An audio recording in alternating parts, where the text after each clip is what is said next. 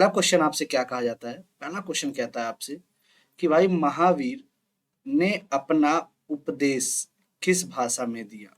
ठीक है, पाली, प्राकृत, संस्कृत और Apabhramsha. In which language did Mahavira preach.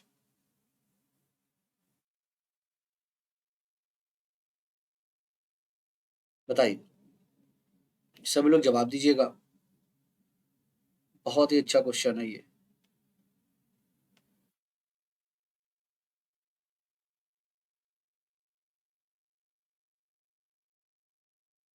चलिए, ठीक है, चलिए आगे बढ़ते हैं। तो आप सभी को पता है भैया, अगर आपके महावीर की बात आपसे पूछी जा रही है तो इन्होंने प्राकृत में दिया था। महावीर जी आपके प्राकृत में दिए थे। लेकिन अगर आपसे पूछा जाए गौतम बुद्ध, अगर आपसे बोला जाए गौतम बुद्ध, ये याद रखिएगा ये पाली भाषा में दिए थे। नेक्स्ट क्वेश्चन, द्वितीय बौद्ध संगीति किसके शासन काल में आयोजित की गई थी। ठीक है, the second Buddhist council was held during the time of Ashok, Kalashoka, Ajatashatru और उदयन। बताइएगा। 50 क्वेश्चन है, आराम से चलेंगे बिल्कुल।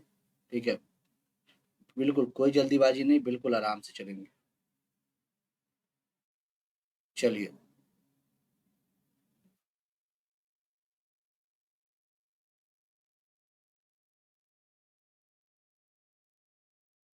बताओ भाई। जो द्वितीय बौद्ध संगति हुई थी, आप सभी को पता है 383 ईस्वी पूर्व में आपको देखने को मिली थी। किसके समय में? कालाशोक। कालाशोक क्या भाई, किस वंश का था सर? शिशुनाग वंश का। किस वंश का भाई मेरे? शिशुनाग वंश का था। ये चीजें हैं जो आपको याद करनी चाहिए। कहाँ पे आयोजित की गई थी, तो ये भी याद रखिएगा सर, ये वैशाली में आयोजित की गई थी। ठीक है, वैशाली में आयोजित की गई थी। इसके अध्यक्ष भी पूछ सकता है, तो अध्यक्ष याद रखिएगा। अध्यक्ष कौन था सर? अध्यक्ष इसके थे साबा का। ठीक है, सबा कमी इसके अध्यक्ष थे। ठीक है, उम्मीद है आपको याद होगा। ठीक है, क्लियर। चलिए, शुंग शासकों ने अपनी राजधानी कहाँ स्थापित की थी, ऐसे कह लो। शुंग शासकों ने अपनी राजधानी कहाँ स्थापित की थी, बताइए। वैशाली, विदिशा, राजगृह और प्रतिष्ठान। बताइए, शुंग शासकों ने अपनी जो राजधानी थी वो कहाँ स्थापित की थी, बताइए। वैशाली, विदिशा, राजगृह और प्रतिष्ठान। बताओ भाई।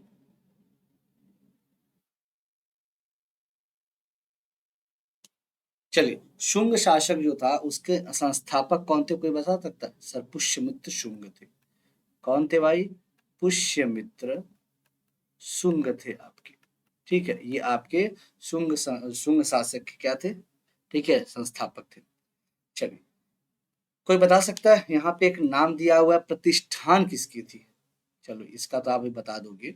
ठीक है, कि सर इसकी तो विदिशा थी, लेकिन प्रतिष्ठान किसकी थी, कौन बताएगा? सातवाहन की राजधानी थी भाई, इंपॉर्टेंट है। सातवाहन की राजधानी आपको कही जाती है। ठीक है, चलिए। और हर्यक वंश की? सर ये हर्यक वंश की थी। ये सब एकदम रट जाओ। चेदी वंश का संस्थापक कौन था? ठीक है, पूछा गया आपसे चेदी वंश का संस्थापक किसे माना जाता है, आप बताइए, फटाक से बताइए। चलिए, जवाब दीजिएगा फटाक से। Saurabh, okay, very good.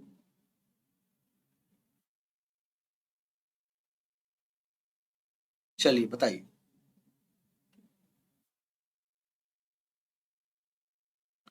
बिल्कुल, महामेघवाहन को कहा जाता है। चेदी वंश के जो संस्थापक थे वो महामेघवाहन को कहा जाता है। ठीक है, अब ये किसके, या किसके चेदी वंश सर? कलिंग के। कहाँ के भाई? कलिंग, उड़ीसा में है ना। ठीक है, कलिंग के चेदी वंश के संस्थापक। ठीक है, इसका जो महानतम शासक था, इसका जो महानतम शासक कौन था? इसका महानतम शासक कौन था भाई? कौन बताएगा? खारवेल था, याद रखिएगा। ठीक है, खारवेल था, याद रखना ये सब। चलो, प्रथम हुड़ आक्रमण किसके समय में हुआ? प्रथम हुड़ आक्रमण किसके समय में हुआ? चंद्रगुप्त प्रथम के, चंद्रगुप्त द्वितीय के, स्कंदगुप्त के या समुद्रगुप्त के? बताइए, प्रथम हुड़ आक्रमण किसके समय में हुआ था? बताओ। वैसे बता दोगे, भीतरी अभिलेख इन्हीं से जुड़ा हुआ है, तो अब आप बता सकते हैं ये चीज, ये उसी से पता भी चलता है ये बात हुड़ आक्रमण के बारे में। भीतरी अभिलेख आपके यूपी के गाजीपुर जिला में ये पड़ता है। ठीक है, भीतरी अभिलेख। चलो, बताइए।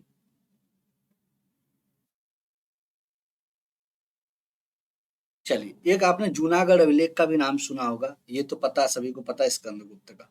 एक जूनागढ़ अभिलेख के बारे में आपने सुना होगा कि इसमें ये पता चलता है कि जो हुड़ों के आक्रमण को विफल कर दिया गया था, किसने? स्कंदगुप्त ने।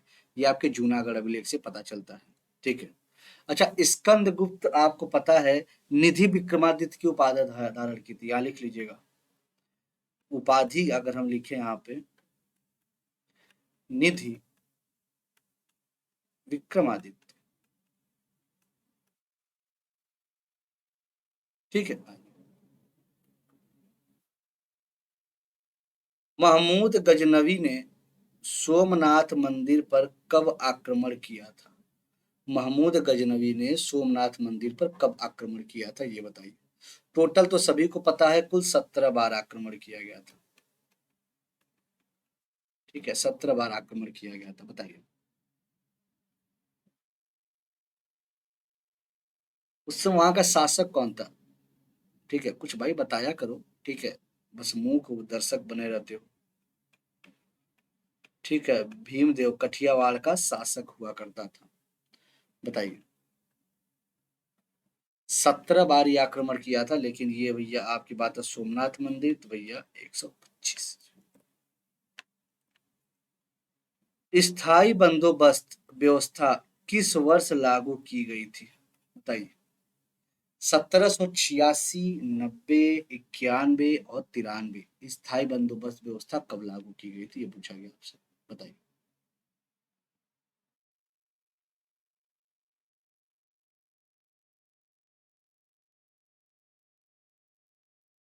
चलिए, के तनु रावत जी भी आ गई, ओके। चलो, बताइए भाई।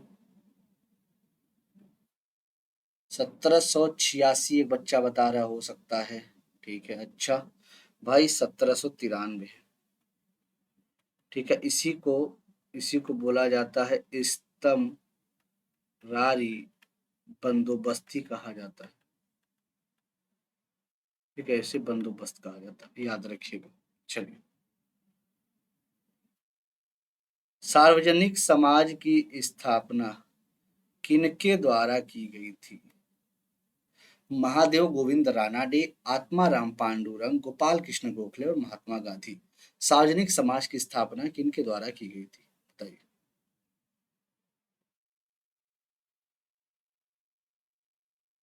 हिंट मैं दे सकता हूँ भाई। 1871 लिख लो भाई। ठीक है,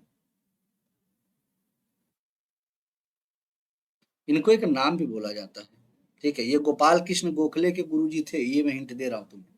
ठीक है, इन्हें महाराष्ट्र का शुक्रात, और यही आपकी स्टैटिक जीके का क्वेश्चन बनेगा। ठीक है, कुछ अलग से क्वेश्चन नहीं बनते स्टैटिक जीके, जितने भी उपनाम होते हैं उपाधि होती हैं वही सब स्टैटिक में डाल दिया जाता है। ठीक है, महाराष्ट्र का सुकरात के नाम से इन्हें जाना जाता है। ठीक है, कोई दिक्कत? चलिए, महादेव गोविंद रानाडे, ये गोपाल कृष्ण गोखले के क्या थे? राजनीतिक गुरुजी थे। और गांधी जी के गोपाल कृष्ण गोखले थे। मद्रास की संधि किनके बीच हुई है, बताइए भाई। मद्रास की संधि किनके बीच हुई है, बताइए। जवाब दीजिएगा सभी लोग। ओके, बी आ रहा है जवाब, किसी का ए आ रहा है।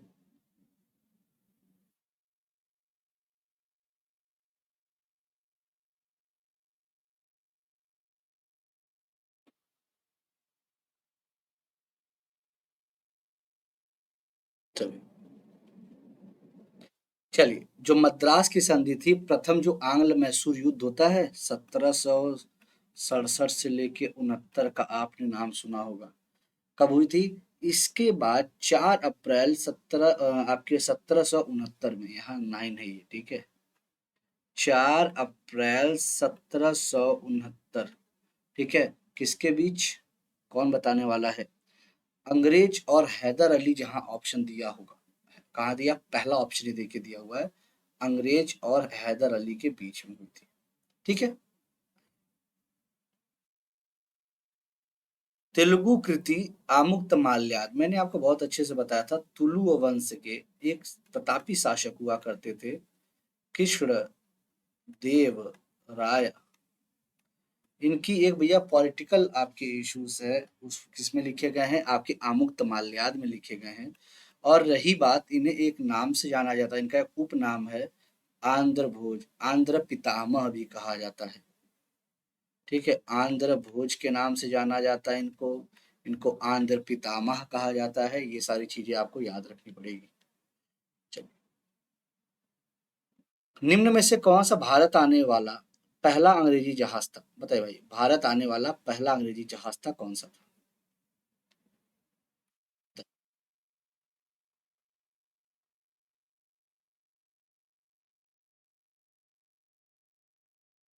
ये सभी को पता होगा, कैप्टन हॉकिंस के नेतृत्व में, कैप्टन हॉकिंस के नेतृत्व में लमसम 1608 में, आपने देखा होगा, सूरत के बंदरगाह पर आकर रुका था ये, क्या नाम था इसका? सर, रेड ड्रैगन था, ये भी स्टैटिक का ही क्वेश्चन है, ठीक है, अब आया हुआ है, ठीक। राजा रणजीत सिंह को राजा की उपाधि किसने दी थी भाई, बताइए, राजा रणजीत सिंह को राजा की उपाधि किसने दी थी, बताइए।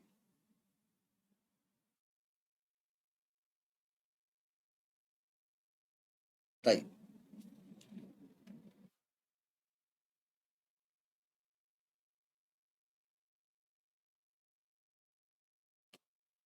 शायद आपको पता होगा कि एक कहानी आपने सुनी होगी कि 1798 ईस्वी में होता क्या है, एक अफगान शासक होता है, ये अफगान एक शासक होता है, जो स्कूल में पढ़े होगे तो सुनाया भी गया होगा, इसका नाम था जमान शाह, ठीक है।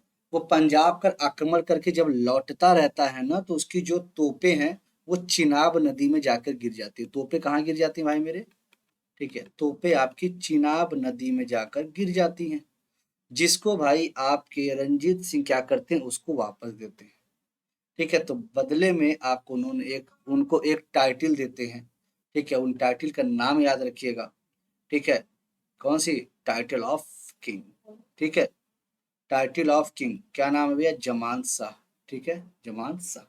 आइए,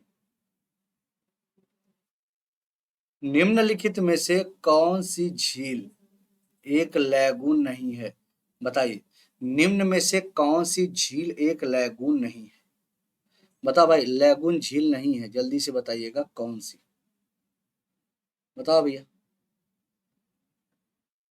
चलिए, सौरभ तनु, ओके,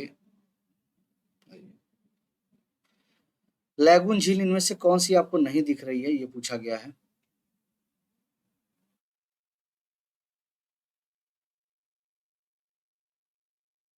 आपको पता है, जो समुद्र होता है उनसे पृथक होकर, उनसे अलग होकर, जो तटीय क्षेत्रों में जो निर्मित होती है ना, जो वो खारे पानी की झील, ठीक है, वो लैगून कहलाती है। अब बताइए, इनमें से कौन सा लैगून नहीं है, बताइए। चलिए, पेरियार झील ये कहाँ से जल प्राप्त कर रही है, ये भाई आपकी कर रही है पेरियार नदी से, जो कि केरल में, पेरियार नदी, ठीक है। चलिए, अरावली एवं विंध्य श्रृंखलाओं के मध्य कौन सा पठार स्थित है? बताइए। अरावली एवं विंध्य श्रृंखलाओं के मध्य कौन सा पठार स्थित है? मालवा, छोटा नागपुर, दक्कन या मैकाल का पठार? बताइए। अरावली एवं विंध्य श्रृंखलाओं के मध्य।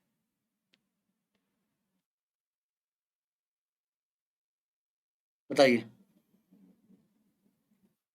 चलिए एक आपको काम नाम बताते हैं। मैं एक बताता हूँ, बाकी आप बताते रहिए।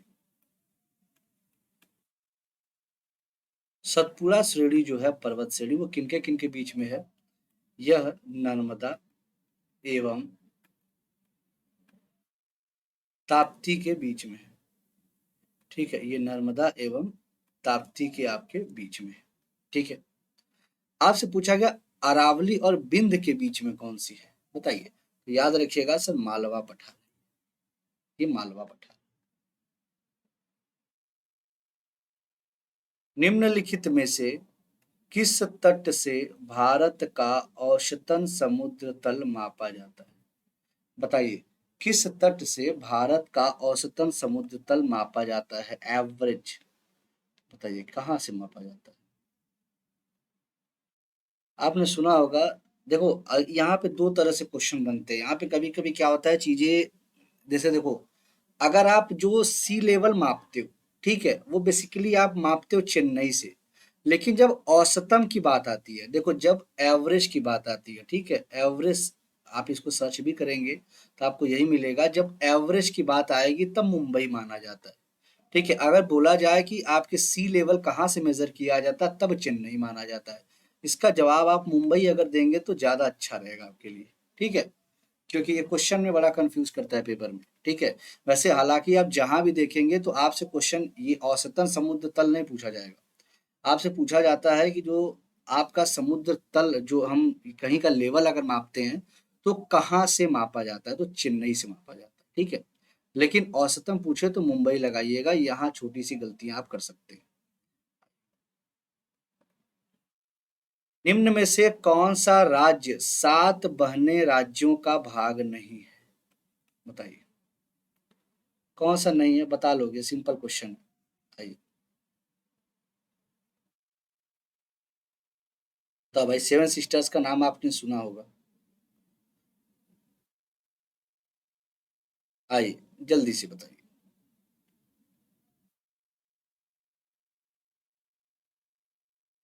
बिल्कुल। चलो भाई, कौन सा नहीं है, थोड़ा सा खतरनाक क्वेश्चन है ये। लिख दे सबके नाम।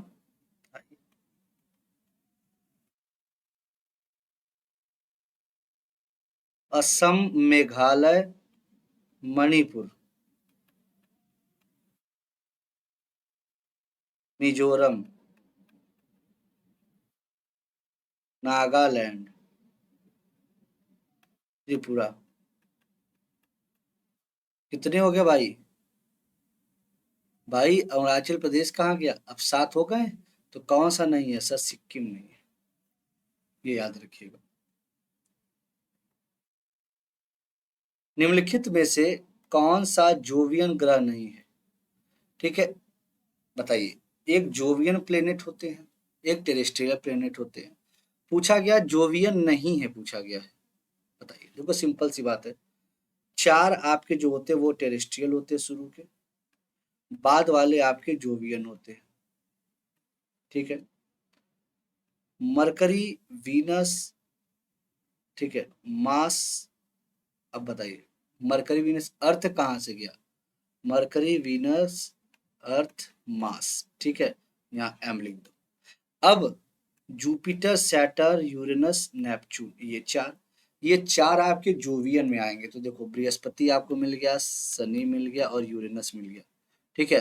अर्स और मास, यहाँ एम ए आर लिख दो। ठीक है, अब सही है। यहाँ पे आपका क्या है? ये मंगल है, इसे लाल ग्रह के नाम से जाना जाता है। ये टेरेस्ट्रियल प्लेनेट के अंतर्गत आता है।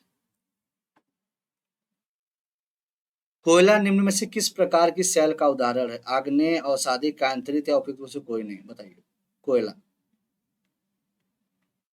बताओ भाई। आपको पता है जो चट्टानें होती है बेटा, वो तीन प्रकार की होती हैं। ठीक है, आपने देखा होगा। जो चट्टानें होती हैं वो आपकी 3 प्रकार की होती हैं। पहला आग्नेय,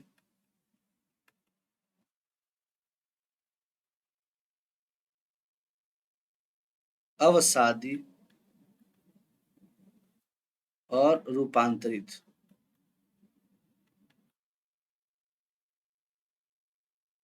ठीक है? क्या हो गया?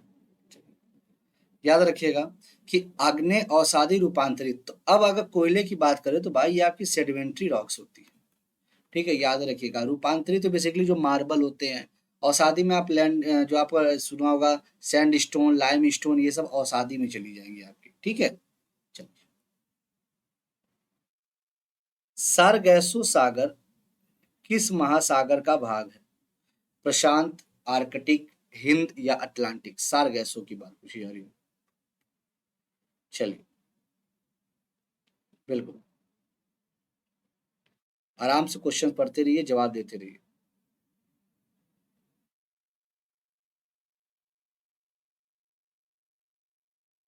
चलिए, जो उत्तरी अटलांटिक होता है महासागर में गल्फ स्ट्रीम, कनरी, ठीक है, और उत्तरी विषुवत जलधाराओं के चक्र जो होते हैं, ठीक है, स्थित जो उसमें शांत जल के क्षेत्र होते हैं, उन्हें सरगैसो सागर कहते हैं।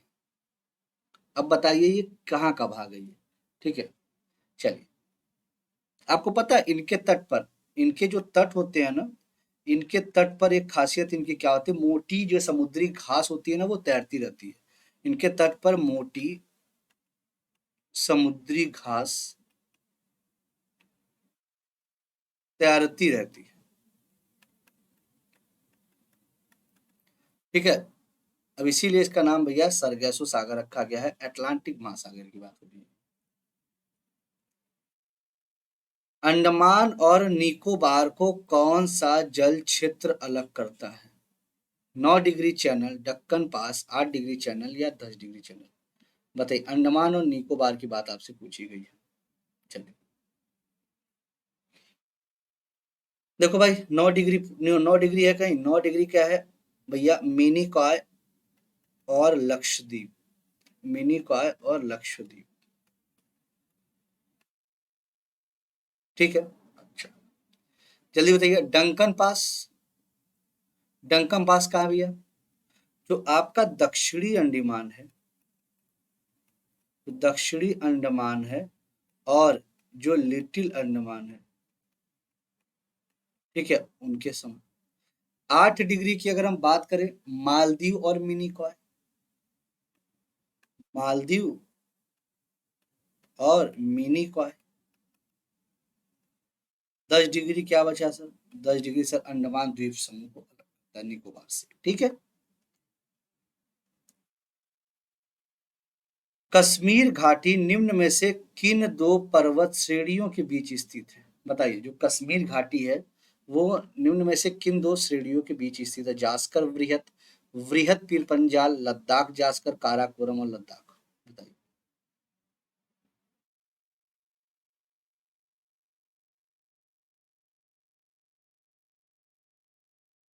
बताइए, गुड आफ्टरनून सभी को, सभी को गुड आफ्टरनून भाई। चलिए, जवाब दीजिएगा। चलिए, यहाँ डी आ रहा है। ओके, देखते हैं भाई डी किसका किसका सही है। अरे भैया तुमको अब क्या बोले हम, पीर पंजाल को भूल कैसे गए भाई तुम लोग? ठीक है, वृहत हिमालय और पीर पंजाल के बीच स्थित है कश्मीर घाटी आपका। तो ये छोटी चीजें गलत आप नहीं करेंगे। ठीक है, आइए। यूके सिन्हा समिति निम्न में से किससे संबंधित है? यूके सिन्हा समिति किससे संबंधित है? बताइए, बताओ भाई। बैंकिंग रिफॉर्म्स, नरसिम्हन समिति का नाम आपको बहुत अच्छे समझ में आता होगा। ठीक है, कर सुधार से संबंधित कौन सी कमेटी है? चिलैया समिति है या कौन सी समिति है? जल्दी से बताइए आप लोग। चलिए, यूके सिन्हा आपको पता है सूक्ष्म, लघु एवं मध्यम उद्योग से संबंधित है ये। कागजी मुद्रा या कृत्रिम मुद्रा है, क्या है? डॉलर, प्रत्यक्ष विदेशी निवेश, विशेष आहरण अधिकार, उपयुक्त में से कोई नहीं। कागजी मुद्रा या कृत्रिम मुद्रा मतलब आर्टिफिशियल मनी, ये कैसा उदाहरण है बताइए। कागजी मुद्रा या कृत्रिम मुद्रा कहते हैं इसको भाई, इंग्लिश में स्पेशल ड्राइंग राइट कहते हैं। आई थिंक लिखा भी होगा आपके लिए, बताइए। इसका निर्माण कब हुआ तो कोई बता सकता है? आईएमएफ ने किया हुआ इसका निर्माण। किसका? जो ये आंसर है इसका, स्पेशल ड्राइंग राइट्स, विशेष आहरण अधिकार का। कब? सर 1969। क्या इसी समय इसरो की भी स्थापना हुई थी क्या 1969 में? जल्दी से बताइएगा, क्या इसी समय इसरो की भी स्थापना हुई थी? चलिए सभी के आज थोड़ा सा कमेंट देख लेते हैं भाई, जवाब देख लेते हैं। हमारे बच्चे बहुत पढ़ने वाले हैं सभी, क्योंकि आधा तो क्लास से गायब रहते हैं, तो तैयारी होगी तभी। बताइए। चलिए बिल्कुल सॉल्व। ओके। चलिए, केंद्रीय बजट में पूंजीगत प्राप्तियों के अंतर्गत निम्न में से कौन नहीं शामिल होता है? निम्न में से कौन नहीं शामिल होता है? केंद्रीय बजट में पूंजीगत प्राप्तियों के अंतर्गत निम्न में से कौन नहीं शामिल होता है? निवेश, विनिवेश, विदेशी ऋण या आंतरिक बाजार उधारी?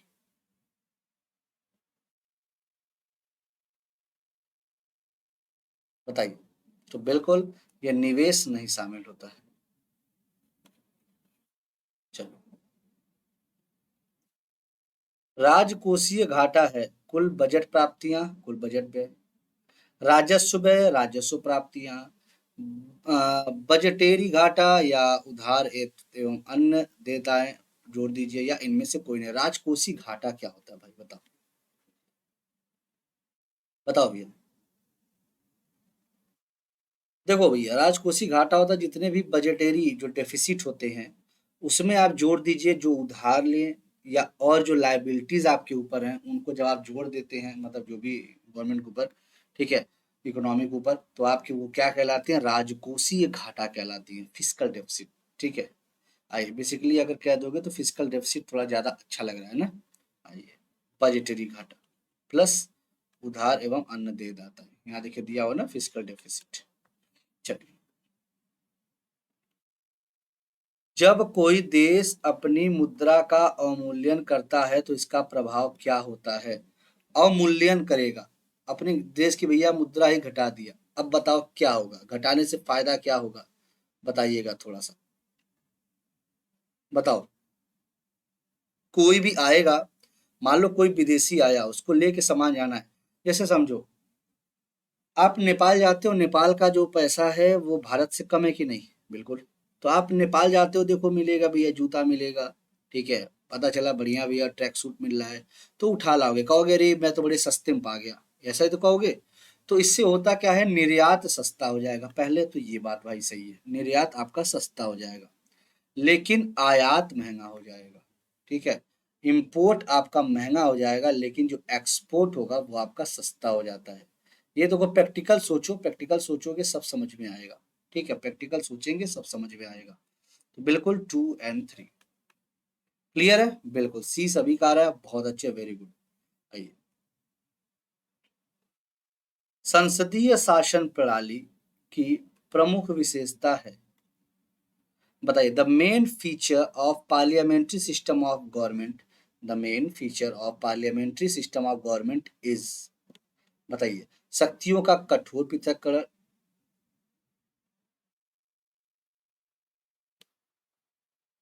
बताइए। बिल्कुल भाई, आप लोग लिंक शेयर किया करिए साथ वाले दोस्तों जितने भी आप लोग के हैं। ठीक है। आइए भाई, संसदीय शासन प्रणाली का कठोर पृथक्करण, सर ये तो नहीं, ये तो विशेषता नहीं है सर। दोहरी कार्यपालिका, बिल्कुल है ये विशेषता। विधायकी और कार्यपालिका के मध्य सामंजस्य, बिल्कुल है सर। तो आपका 2 और 3 आंसर नंबर सी आप इज द करेक्ट आंसर। निम्न में से कौन सा कथन मूल अधिकारों के संबंध में सही है? ये असीमित नहीं है, मूल अधिकारों की बात की जा रही है। जल्दी से इसका जवाब बताइए। आपके ये भाग 3 में दिया गया है और आर्टिकल नंबर 1235 में दिया गया है। इसके लिए आप अगर कोई आपको समस्या आ रही है तो आप हाई कोर्ट में 226 के तहत, सुप्रीम कोर्ट में 32 के तहत आप ये जा सकते हैं। ठीक है, बताइए। बिल्कुल, तो याद रखिएगा, यह असीमित नहीं है, बिल्कुल, ये स्थायी नहीं है और ये वाद योग्य होते हैं। बिल्कुल sir, all of the above, तीनों के तीनों कथन आपके बिल्कुल सही हैं। एक अनुच्छेद जिसके बिना संविधान अर्थविहीन है, वह संविधान की आत्मा और हृदय है, ये बी आर अम्बेडकर जी ने कहा था। बिल्कुल, और इसमें ये भी बोला गया था कि इसमें 5 रिट की आपसे बातें की गई थी। ठीक है, 5 रीट की बातें की गई थी। आपका अगर हनन हो तो आप भाई बिल्कुल फ्री टू, ठीक है, अपनी बातें कहने का एकदम आपके पास राइट्स है। तो आर्टिकल नंबर 32, संविधान की आत्मा भाई इसको बोल दिया गया था। ठीक है, संविधान की आत्मा इसको बोल दिया गया था। ठीक है, आइए चलिए। लोकसभा और राज्यसभा की संयुक्त बैठक कौन आहूत करता है? बताओ भाई, लोकसभा और राज्यसभा की जो बैठक है, संयुक्त बैठक, वो कौन आहूत करता है? आर्टिकल नंबर सभी को पता है सर, 108 में ज्वाइंट सीटिंग का प्रावधान है। ठीक है, आर्टिकल 108 में, आर्टिकल नंबर 108 में ज्वाइंट सीटिंग का प्रावधान है। ठीक है, ज्वाइंट सीटिंग, संयुक्त बैठक का प्रावधान है। ठीक है, चलिए, कोई दिक्कत? इसकी अध्यक्षता कौन करता है बताइए? बुलाता तो भाई राष्ट्रपति है, लेकिन एक क्वेश्चन और आता है, इसकी अध्यक्षता कौन करेगा? लोकसभा स्पीकर करता है, ये बस ध्यान दीजिएगा। आर्टिकल नंबर 118 के 1 में ये बात कही गई है। तो आप बता सकते हैं ये कौन सा है सभी लोग? यह राष्ट्रपति है। भारतीय संविधान के किस अनुच्छेद के अंतर्गत महान्यायवादी की नियुक्ति की जाती है? महान्यायवादी अटॉर्नी जनरल की नियुक्ति की जाती है, ये बताना है आप। चलिए, 48 में सभी को पता है कैग की नियुक्ति की जाती है। ठीक है, comptroller and auditor general of India कहा जाता है इन्हें। ठीक है, अगर हम महान्यायवादी की बात करें 176। अच्छा, अगर हम बोले महाधिवक्ता की, ये आर्टिकल कौन बताएगा? महाधिवक्ता की कौन बताएगा भाई? आर्टिकल कौन बताएगा, जल्दी से मुझे बताइए। बताए भाई, महाधिवक्ता आर्टिकल नंबर, देखते हैं कौन ये बताता है। महाधिवक्ता के बारे में बताओ भाई। बाकी तो सब बता रहे हो, ठीक लग रहा है, अच्छा लग रहा है बहुत सुन के कि चलो यार, बच्चे बहुत ही होशियार हो चुके हैं।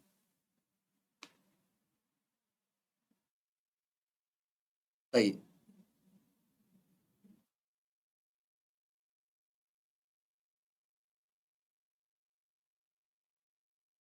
सही। अरे महाधिवक्ता पूछा मेरे भाई, राज्य सरकार। ठीक है, राज्य सरकार महाधिवक्ता होते हैं ना, तो बताओ भाई इसके बारे में। चलो, मुझे जल्दी से भाई इसके बारे में बताना, हिंट जरूर आपको यहाँ पे जो नीचे कमेंट सेक्शन में जरूर बताइएगा, अगर आपके पास कीमती समय आपका व्यर्थ ना हो तो। गलत है सौरभ। लोकसभा में केंद्र शासित क्षेत्रों का अधिकतम प्रतिनिधित्व हो सकता है, बताइए। द लोकसभा में have maximum representation of union territories, 20, 30, 22, 28, बताइए कितना हो सकता है भाई, ये बताइए।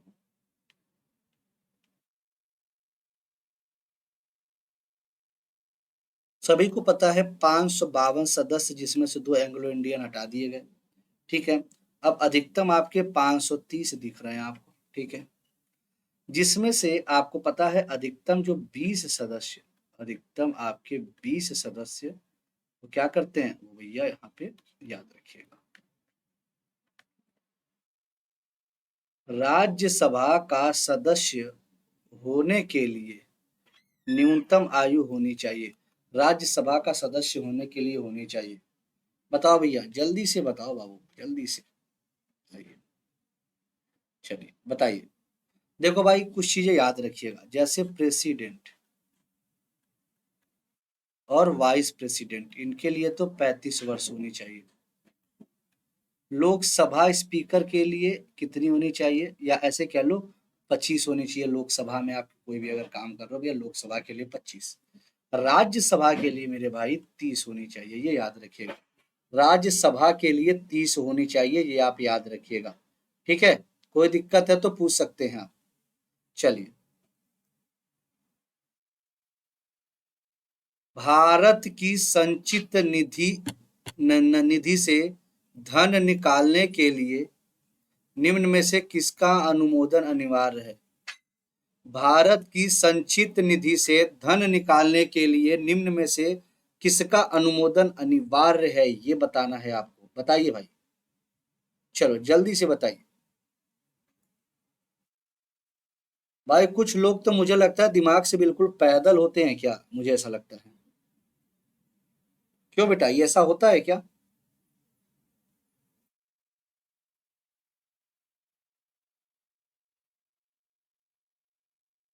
बेटा ऐसा होता है क्या, कभी सुना है क्या ऐसा?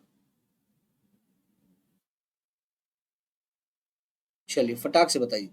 दिमाग से पैदल होना जानते हो बेटा क्या होता है? कोई बताओ इसका मतलब, कि सर इसका मतलब होता क्या है। बिल्कुल। भाई सभी गलत दे रहे हो। अरे भैया, भारत की संचित निधि से धन निकालने के लिए पूछा गया है। ठीक है, संचित निधि से धन, हे भगवान। संसद का अनुमोदन जरूरी होता है मेरे भाई। ठीक है, वर्णन क्या दिया गया है, अनुच्छेद नंबर आपके 266 में इसका वर्णन भी किया गया है। ठीक है, संसद की लोक लेखा समिति के अध्यक्ष की नियुक्ति करता है लोकसभा अध्यक्ष, राष्ट्रपति, प्रधानमंत्री या उपराष्ट्रपति। लोक लेखा समिति के अध्यक्ष की नियुक्ति, भाई बताओ भाई।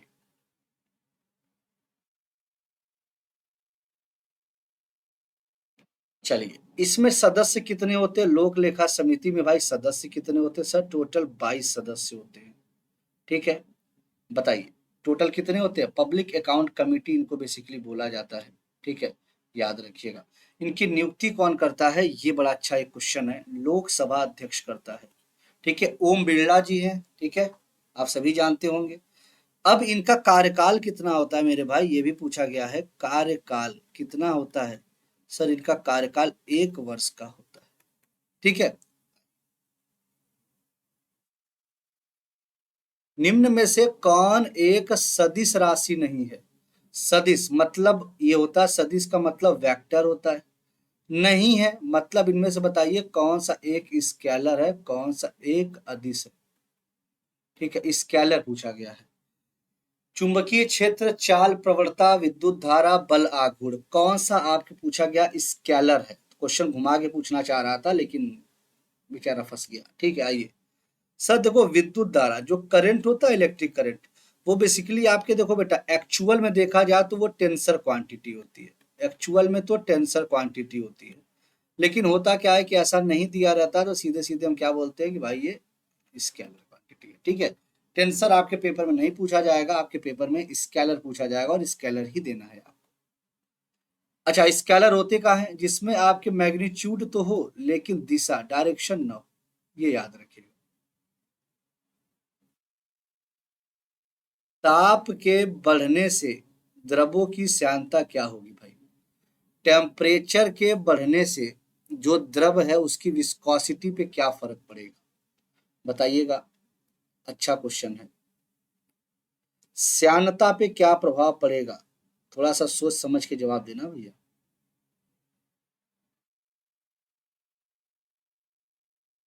चलिए, सभी का जवाब आ रहा है, और आने दीजिए, आने दीजिए बेटा, आराम से आने दीजिए। यही आप गलत कर दिए, ये बढ़ जाएगी। ठीक है, द्रवों की जो श्यानता होती है वो बढ़ जाती है। ठीक है, चलो विस्कोसिटी जिसे कहते हैं। प्रकाश का तरंग सिद्धांत किसने दिया था? Who gave the wave theory of light? Einstein, Romer, Huygens या न्यूटन? बताना है, प्रकाश का तरंग सिद्धांत किसने दिया था? बताओ भाई, प्रकाश का तरंग सिद्धांत। आपकी क्लास की टाइम में एक बार बता देता हूँ। आप एक 10 बजे आपकी सिर्फ और सिर्फ साइंस की क्लास चलती है। 11 बजे आपके जीके जीएस की, मतलब सुबह 11 बजे। फिर 2 बजे, उसके बाद शाम में 3:30 बजे। ठीक है, दोनों के बीच में आपको आधे घंटे का गैप देता हूँ। ठीक है, और ये आपकी क्लास चलती है 3:30 बजे, तो बिल्कुल आप ये जुड़ सकते हैं हमारे साथ। हाइजेंस, प्रकाश का तरंग सिद्धांत किसने दिया था? तो सर हाइजेंस ने दिया था। नेक्स्ट, सोलर कुकर में उपयोग किया जाता है, बताइए क्या चीज? उत्तल दर्पण, अवतल दर्पण, समतल दर्पण, उत्तल लेंस। सोलर कुकर में उपयोग किया जाता है, बताइए उत्तल, अवतल, समतल या उत्तल लेंस। ध्यान दीजिएगा, आपके कॉनकेव मिरर का प्रयोग किया जाता है। ये वही मिरर है जो आप प्रयोग कहाँ करते हो? जल्दी से बताओ भाई, इसका प्रयोग आप कहाँ करते हो कॉनकेव मिरर का? बता सकते हो? कार की हेडलाइट होती है बेटा, कार हेडलाइट जानते हो आप? इसी का प्रयोग करते हो। जो रास्ते वाले जो लाइट होते हैं, ठीक है, स्ट्रीट लाइट, वो इसी का प्रयोग करते हो आप वहां पे। क्लियर? कॉन्वेक्स मिरर तो आप जानते हो, साइड मिरर में लिखा रहता है ना, objects in the mirror are closer than they appear, ऐसा कुछ लिखा रहता है। वो आपका क्या है? ये कॉन्वेक्स मिरर की देन है। ठीक है। डॉक्टर जो आपका दांत देखता है वो भी कॉनकेव मिरर होता है, बड़ा करके दिखाता है भाई। ठीक है। निम्नलिखित में से कौन जर्मन सिल्वर मिश्र धातु के अवयव हैं? देखो भाई, जर्मन सिल्वर पूछ दिया, सबसे पहले ध्यान देना कि सिल्वर होगा ही नहीं, जर्मन सिल्वर में तो सिल्वर लाना ही नहीं है सर। ठीक है, बिल्कुल नहीं लाना सर। तांबा, जस्ता और निकिल की बात पूछी जा रही है, तो सर आप सीधे सीधे बता सकते हैं ये है आपका सर जर्मन सिल्वर, इसको कहते हैं। ठीक है। अग्निरोधक वस्त्र बनाने में किस यौगिक का उपयोग किया जाता है? बताइए। Which compound is used in making fire retardant clothing? Ferrous sulphate, magnesium sulphate, aluminium sulphate या सोडियम सल्फेट? बताइए, बताइए।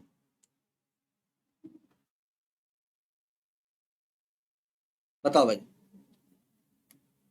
किसका प्रयोग करते हैं भाई? फॉर्मूला मैं लिख रहा हूं, अब बता दो तुम।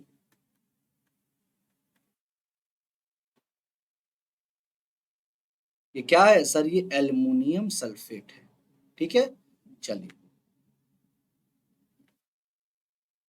कार्नेलाइट किस धातु का अयस्क है?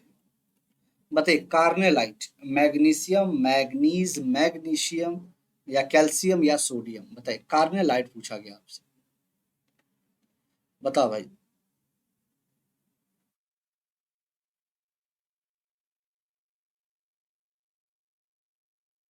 बताओ,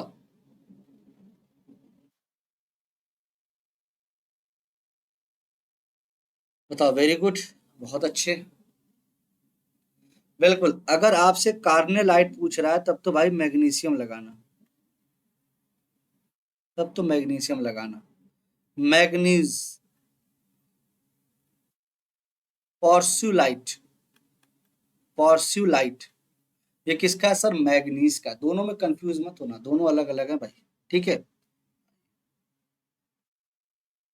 स्टार फिश किस संघ का जंतु है? ये मैंने पढ़ा रखा है, ये मैंने पढ़ा रखा है, तो मुझे उम्मीद है कि आप गलत नहीं करेंगे भाई। आइए, बताइए भाई, स्टार फिश। अच्छा, स्टार फिश है, इसे हम भैया फॉल्स फिश भी कहते हैं। किस संघ का है? एकाइनोडर्मिटा संघ का है। ठीक है, याद रखिएगा, एकाइनोडर्मिटा। मोलस्का के लिए बड़ा परेशान रहते हो आप लोग। ठीक है, मोलस्का में भाई आप ये लिख सकते हो किसको भाई? किसको? ऑक्टोपस को डाल देते हैं। ऑक्टोपस को डेविल फिश भी कहा जाता है, मतलब वो भी फॉल्स फिश हो गया ऑक्टोपस। ठीक है, तो ये छोटे छोटी चीजें आपको याद रखने चाहिए, पूछे जाते हैं क्वेश्चन में। फॉल्स फिश कौन सा है? तो आप बता सकते हैं स्टार फिश, डेविल फिश, ये सारे। ठीक है। निम्न में से कौन सबसे बड़ा कोशिकांग है? लार्जेस्ट सेल ऑर्गेनल्स किसे कहा जाता है भाई, मेरे बताइए। लार्जेस्ट सेल ऑर्गन्स किसे कहा जाता है? सिंपल सी बात है। आइए, सबसे छोटा तो सभी को पता होगा, इसको सबसे छोटा बोला जाता है भाई। ठीक है, सबसे बड़ा कौन सा है भाई? तो सर ये न्यूक्लियस है। न्यूक्लियस है। न्यूक्लियस के अंदर आपको पता है कि अगर हम बात करें न्यूक्लियस की, तो इसके अंदर न्यूक्लिक एसिड होता है। ये घिरा किससे होता है सर? न्यूक्लियर मेम्ब्रेन से घिरा होता है। सिंपल सी बात है। यदि माता का रक्त समूह ओ है एवं पिता का रक्त समूह ए बी है, तो देखो कैसे निकालते हैं। मान लो ओ है तो इसको एक ओ तो बढ़ाना ही पड़ेगा, मतलब सिंगल नहीं रहता है। अगर ए लिखोगे तो भी ओ बनाना पाएगा, बी लिखोगे तो ये भी ओ बनाना पड़ेगा। ठीक है, ये एक मतलब मान लिया जाता है कि भाई सबके साथ ही जुड़ेगा ही जुड़ेगा। अब इसको जोड़िए थोड़ा सा, क्या बना? एओ बना। कितना बना? बीओ बना। एओ बना, बीओ बना। अब जोड़िए क्या क्या बन रहा है भाई। सर ए बन रहा है और बी बन रहा है, कितना कितना सर? ए बन रहा है 50%, बी बन रहा है 50%। ठीक है, तो अब जोड़ लीजिए ए और बी। बताइए, क्लियर है? ए और बी, कोई डाउट है तो बताइएगा। क्लियर? एंथ्रेक्स रोग किसके कारण होता है? एंथ्रेक्स। क्लियर है? कोई डाउट? मोलस्का में बेटा ऑक्टोपस होता है। ऑक्टोपस आपने देखा होगा। ठीक है, डेविल फिश के नाम से जाना जाता है उसे। तो काफी बच्चे इसका गलत भी जवाब दे रहे हैं। बेटा एंथ्रेक्स जानते हो क्या है? बैसिलस एंथ्रेसिस नाम सुना होगा एक। ठीक है, हाथ में देखा होगा, ये सड़न हो जाती है, काला काला पूरा हो जाता है। ठीक है, ये आपके त्वचा और फेफड़ों को प्रभावित करता है और ये आपके जीवाणु जनित रोग है। मैं लिख देता हूँ इसका नाम, बैसिलस एंथ्रासिस। ठीक है, ये त्वचा एवं फेफड़ों। चलिए, निम्न में से कौन सा विटामिन घाव भरने में सहायक होता है? घाव भरने में सहायक होता है, बताइएगा। और ये आपके हड्डी में कोलेजन निर्माण में भी सहायक होता है, आपको पता होगा। ये आपके हड्डी में हड्डी में कोलेजन निर्माण में सहायक होता है, ये याद रखिएगा। तो विटामिन सी हो गया। इसे कहते क्या है? एस्कॉर्बिक एसिड कहते हैं। ये किसमें पाया जाता है? खट्टे फलों में पाया जाता है। किसमें नहीं पाया जाता है? तो ये याद रखिएगा। सर ये विटामिन सी आपके दूध में नहीं पाया जाता। दूध में आपके, हाँ एक चीज और, विटामिन सी हमेशा आपके प्लांट प्रोडक्ट में पाया जाएगा। हमेशा आपके प्लांट प्रोडक्ट में पाया जाएगा। विटामिन ए को रेटिनॉल कहते हैं। विटामिन बी आपके 8 प्रकार के होते हैं, तो इसीलिए विटामिन बी को हम कहते हैं बी कॉम्प्लेक्स। ठीक है, विटामिन बी को हम भाई कह देते हैं बी कॉम्प्लेक्स। ऐसा क्यों कहते हैं? क्योंकि B1, B2, B3, ठीक है, B5, B6, B7, B9 और B12, ये कुछ विटामिन्स हैं जो आपके क्या करना होता है। ठीक है, ये 8 विटामिन्स होते हैं। ये पूछा गया क्वेश्चन है। के को क्या कहते हैं? आपके फाइलोक्विनोन कहते हैं। फाइलोक्विनोन याद रखिएगा। ठीक है, विटामिन के। ऊर्जा पिरामिड कैसा होता है भैया? एनर्जी पिरामिड का ग्राफ कैसा आपको देखने को मिलेगा, बताइएगा। आपने एक लिंडमैन का सिद्धांत देखा होगा, पढ़ा भी होगा, वो मैंने पढ़ाया भी है लिंडमैन के बारे में आपको। ठीक है, चलिए ओके। ठीक है, बताओ भाई, क्वेश्चन समझ में आ रहे भाई सभी को? बताइए। आपको पता है अगर ये प्रोड्यूसर है, ठीक है, 10%, 10%, 10%। ठीक है, एनर्जी लेवल का भी ग्राफ आपके हमेशा सीधा ही होता है, हमेशा सीधा होता है। ठीक है, कथकली एवं कुटियट्टम निम्नलिखित में से किस राज्य का लोक नृत्य है? देखो, यहाँ पे कभी कभी यूपी दे देता है तो लोग गड़बड़ हो जाते हैं। यूपी जब भी देगा तो वो कत्थक देगा, ये यूपी लगाना। आपसे पूछा गया कथक कली पूछा गया है, तो आप आंख बंद करके बताएंगे, और कुटियट्टम बोला है तो भाई केरल आंख बंद करके ये लगा देंगे। ठीक है, पहला क्वेश्चन ये पूछा गया है, किस राजवंश का संबंध संगम युग से नहीं है? ठीक है, संगम युग से नहीं है पूछा गया है। ठीक है, आराम से जवाब दीजिए। बिल्कुल बढ़िया क्वेश्चन है, तगड़े वाले क्वेश्चन है। चलिए, तो चलिए, बिल्कुल अगर हम आपसे बातें करें कि किस राजवंश की बात आपसे पूछी जा रही है जो कि आपके किससे संबंधित नहीं है, संगम युग से संबंधित नहीं है, तो संगम युग से थे कौन कौन से? भाई देखो, चोल था, चेर था और पांड्य था। कौन सा नहीं था? तो सर पल्लव नहीं थे। ठीक है, पहला क्वेश्चन का आंसर ही सिंपल सिंपल क्वेश्चन है, टेंशन मत लो, लेकिन आए हुए क्वेश्चन सही है। दूसरा क्वेश्चन, पांचाल महाजनपद की राजधानी थी, बताना है पांचाल महाजनपद की राजधानी कौन सी थी? बताइए। हाटक, विदिशा, अहिछत्र या महिष्मति?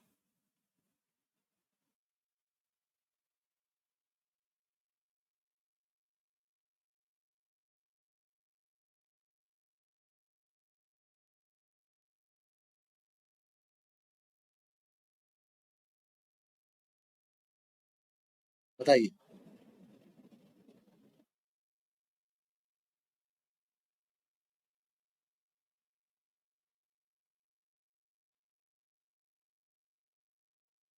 टक से जवाब दीजिए।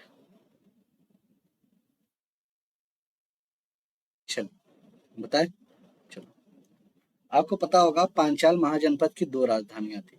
ठीक है, पंचाल महाजनपद की आपकी दो राजधानियां थी, पहला कौन सा था? देखो, सबसे पहली बात करते हैं, जो अगर हम उत्तरी पंचाल की बात करें, ठीक है, अगर हम बात करें आपसे उत्तर पांचाल की, उत्तर पांचाल की राजधानी क्या थी? अहिछत्र। ठीक है, ये अहिछत्र आप लगा दीजिएगा। अगर हम आपसे बोले दक्षिण पांचाल की, ये लिख लो ऐसे। ठीक है, अगर मैं आपसे बोलूं दक्षिण पांचाल की, ठीक है, तो आपने का नाम सुना होगा कामपिल्य।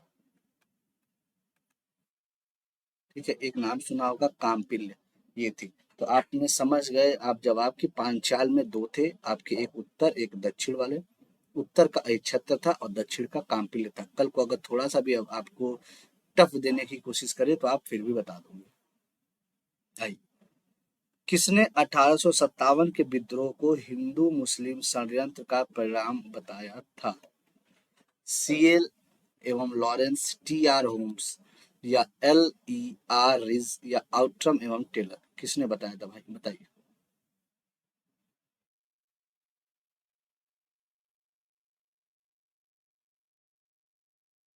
चलो बेटा, गुड मॉर्निंग, मस्त रहिए।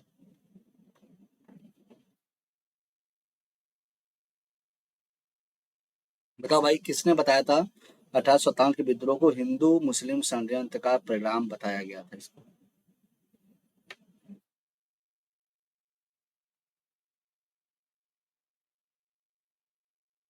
बताइए। बिल्कुल सर, ये आउटरम एवं टेलर थे, आउटरम एवं टेलर थी। ठीक है, आइए, बंगाल के विभाजन की योजना प्रभावी हुई थी, तो बंगाल के विभाजन की योजना प्रभावी कब से हुई थी, ये पूछा गया। तो समझ के जवाब देना, बहुत अच्छा क्वेश्चन है। ठीक है, बंगाल के विभाजन इसी समय स्वदेशी आंदोलन आपको याद आ रहा हो तो स्वदेशी आंदोलन भी इसी समय की बात है भाई। चलिए, बिल्कुल, बहुत अच्छी। 16 अक्टूबर 1905।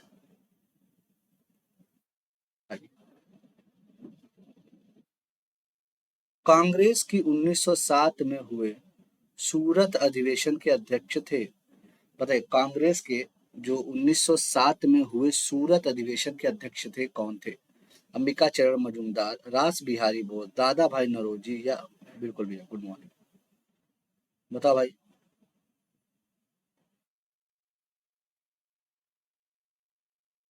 आपको शायद याद होगा इसी इस अधिवेशन में नरम दल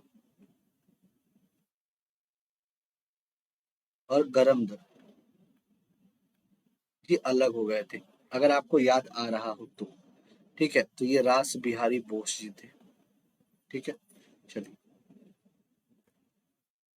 निम्न में से कौन भारतीय क्रांति की माँ कही जाती है? बताइए। Which of the following is called mother of Indian revolution? किसे कहा जाता है भाई? अच्छा क्वेश्चन। हिंट के लिए भाई, आपके जर्मनी के स्टुटगार्ट में इन्होंने झंडा भी फहराया था, अगर आपको याद आ रहा हो तो। भाई, अरे बाकी तुम्हारे साथी मित्र कहाँ हैं भाई? बच्चे भी बड़े यार गोला देने लगे हैं आजकल ना। कुछ लोग, अरे सर मैं आपकी क्लास में बहुत दिन बाद सर आपको ढूंढते ढूंढते मैं आ गया। बताइए। अरे सर कहाँ चले गए थे भाई, यही इसी दुनिया में तो हैं सर। बताइए। बिल्कुल। सर भीखाजी कामा को कहा जाता है, मैडम भीखाजी कामा को कहा जाता है। इनका बड़ा फेमस, आपको पता है 1907 में जर्मनी के स्टुटगार्ट में, जर्मनी के स्टुअर्टगार्ट में इन्होंने क्या किया था? अंतर्राष्ट्रीय समाजवादी कांग्रेस में ना भाग लिया था और भारतीय झंडे को फहराया। सरोजिनी नायडू को सभी को पता है, स्वर कोकिला। स्वर कोकिला कहा जाता है भैया, मुझे नहीं पता। तो लता मंगेशकर को क्या कहते हैं फिर बताइएगा। चलिए बताओ भाई, सरोजिनी नायडू जी को क्या कहा जाता है? बताना। ठीक है। अच्छा, सरोजिनी नायडू जी के बारे में कुछ भाई, ये तो जवाब आप ही तो कुछ दोगे ना।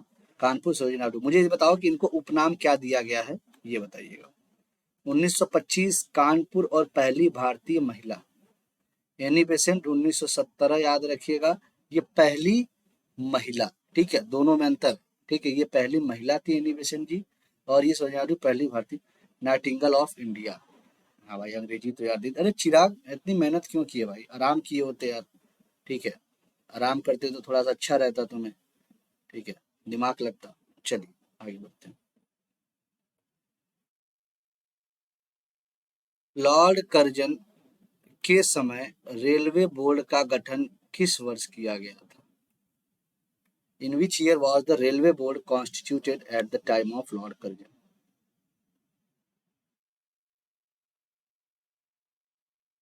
बताए नहीं भाई। ये तो ठीक है, इसका जवाब तो भाई मैं वही पूछना चाह रहा हूँ, ये किसको कहा जाता है? स्वर कोकिला लता मंगेशकर, लेकिन सरोजिनी नायडू जी को क्या कहा जाता है? बताइए। क्या हुआ? मुझे भाई बता नहीं रहा, रुको मैं लिख देता हूँ यहाँ, मुझे अब बताओ। स्वर कोकिला किन्हें कहा जाता है? ठीक है, दो ऑप्शन है, एक सरोजिनी नायडू और एक आपके लता मंगेशकर। जल्दी से बताइएगा किन्हें कहा जाता है। आइए अब ठीक है। चलो, तो बोर्ड का गठन किस वर्ष किया गया था? अरे चिराग यार, इतनी मेहनत क्यों की है? ठीक है, किसी के बुलाने से थोड़ी ना काम किया जाता है यार, अपने हिसाब से किया जाता है। सामने वाला बुलाएगा कुएं में कूदने को, कूद जाओगे? नहीं कूदोगे ना। आइए बताइए।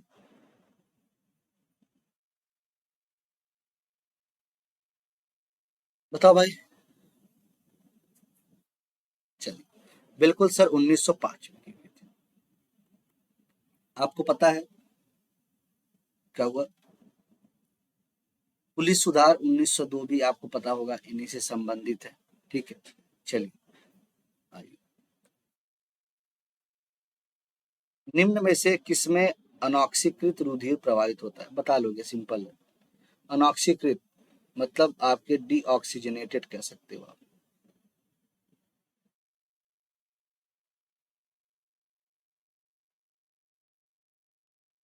ठीक।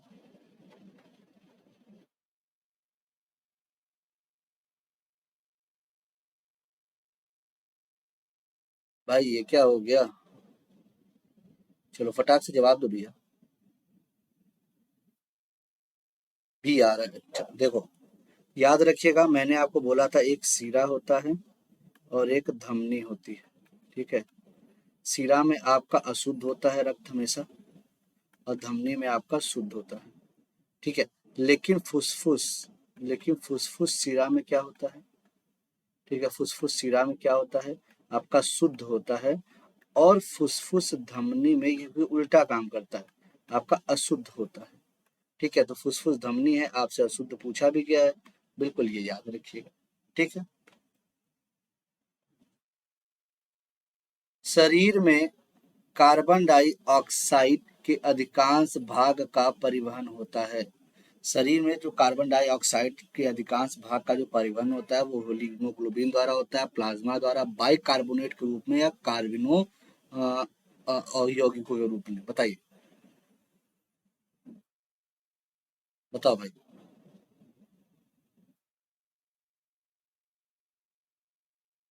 बिल्कुल याद रखिएगा। HCO3 का नाम निगेटिव सुना है, HCO3 ऐसे लिख लो। HCO3 निगेटिव का भी एक शब्द सुना है क्या, ऐसे HCO3 निगेटिव।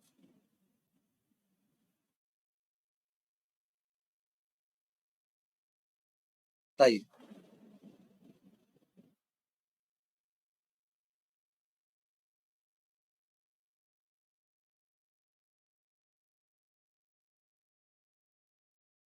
बताइए।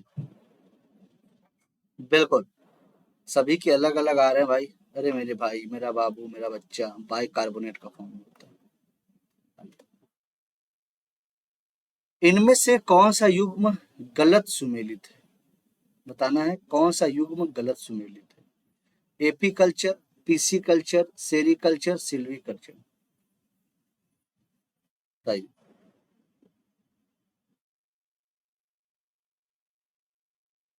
बताओ भाई,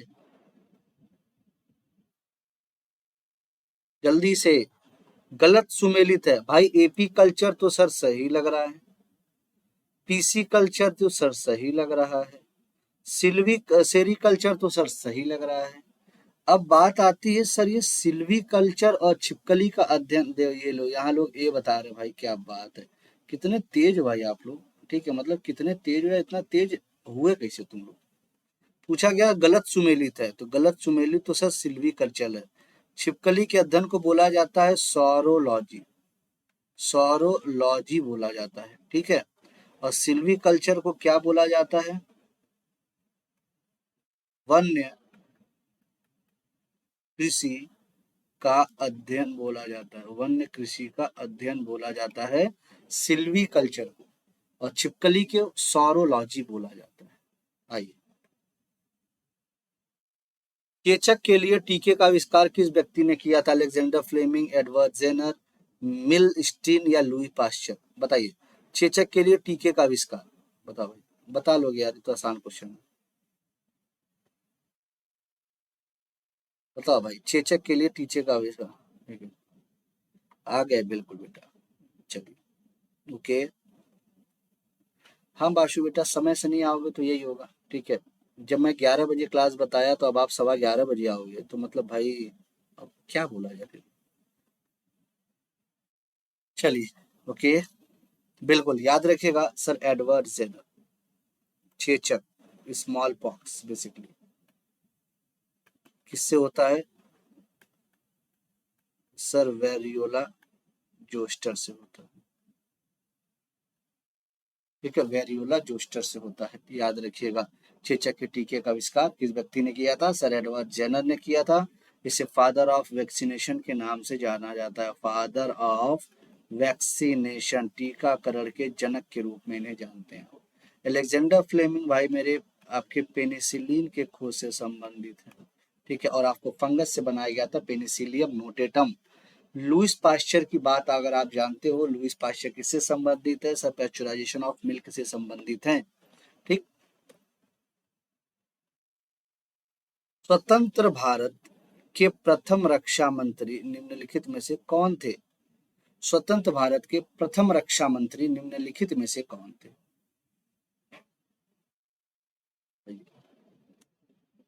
चीरू भाई, ये चीरू कौन आ गया? अरे भाई ये चीरू कौन है यार?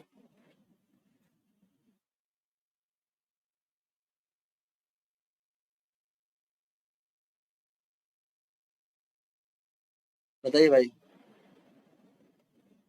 अरे चीरू भाई मतलब ये तो जैसे चीर देंगे फाड़ देंगे वो वाली बहु कुछ ऐसा फीलिंग आ रहा है भाई चीरू का। अच्छा अच्छा, मुझे लगा वो जैसे नहीं होता है चलिए ठीक है। बिल्कुल, गुड मॉर्निंग बेटा, गुड मॉर्निंग सभी को। आइए। बिल्कुल सर, ये बलदेव सिंह थे। ये आपके बलदेव सिंह थे। ठीक है।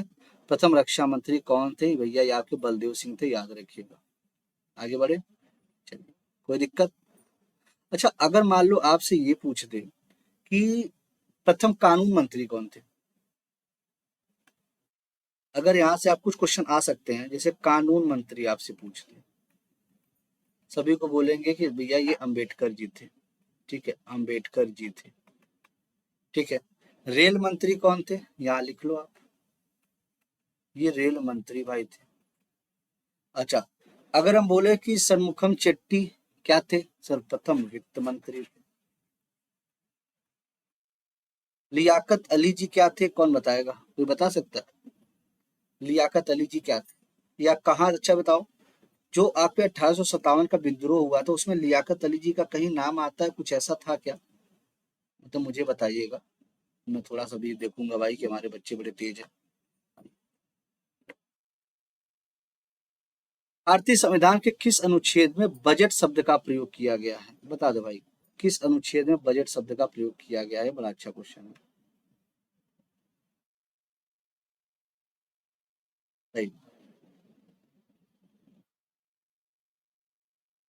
बताओ भैया, जल्दी से बताओ।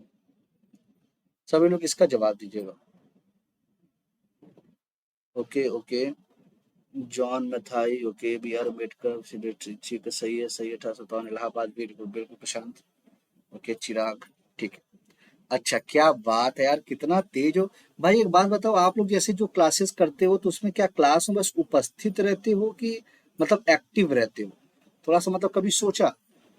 भाई मैंने तो ये आज तक पढ़ा है और आज तक यही पढ़ाया है कि भाई मतलब संविधान में भी जैसे आप किताबें अगर पढ़ेंगे बढ़िया तो मतलब उसमें यही लिखा है कि किसी अनुच्छेद में बजट शब्द का तो उपयोग ही नहीं किया गया है।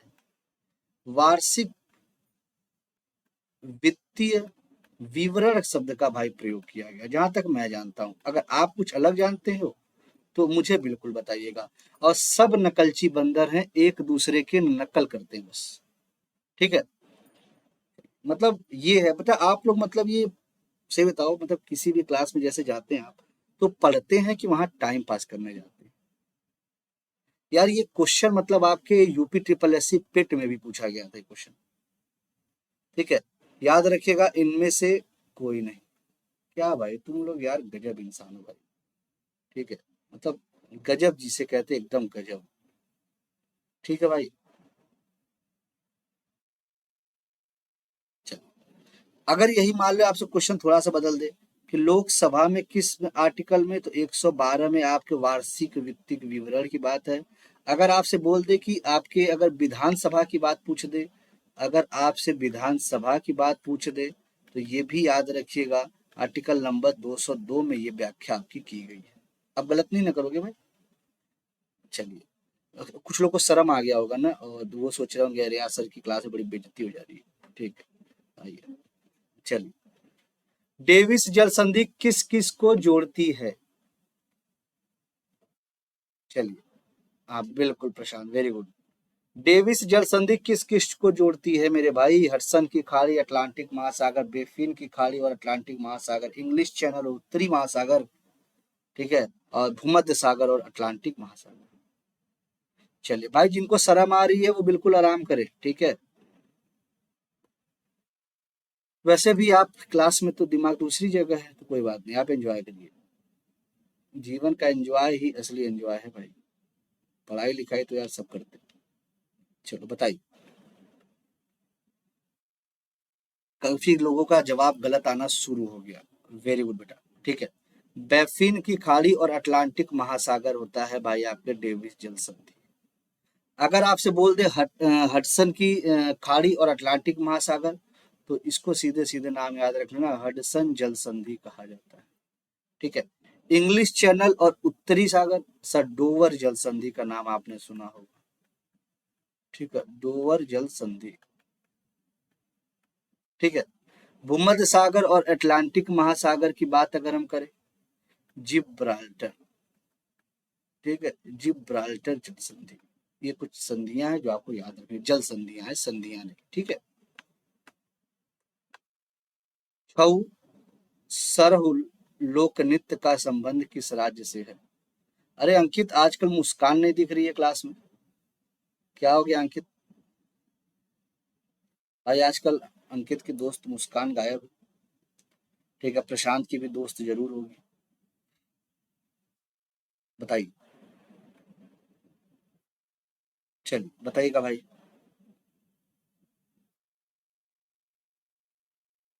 बताओ, छऊ सरहुल लोक नृत्य का संबंध किस राज्य से है? बताइए। बिल्कुल याद रखिएगा सर, ये झारखंड से है। ठीक है। मध्य प्रदेश का कुछ याद रखिएगा, जवारा, मटकी। उत्तराखंड का याद रखिएगा, भोटिया और छोलिया। मेघालय का मान लो अगर याद रख ले, एक शादी है, एक आपके लाभो। थोड़ा थोड़ा एक आगे याद है, आप उसको यहाँ लिख ले, साफ से भी है लाभो। ठीक है। नेक्स्ट, हरगोविंद खुराना को किस खोज के लिए नोबेल पुरस्कार दिया गया था? हरगोविंद खुराना को।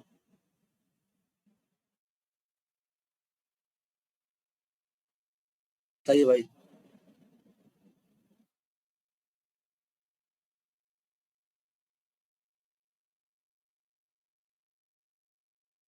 आपको पता होगा, इन्होंने सबसे पहले अगर देखा जाए तो जो जीन्स का सिंथेसाइज इन्होंने ही किया था।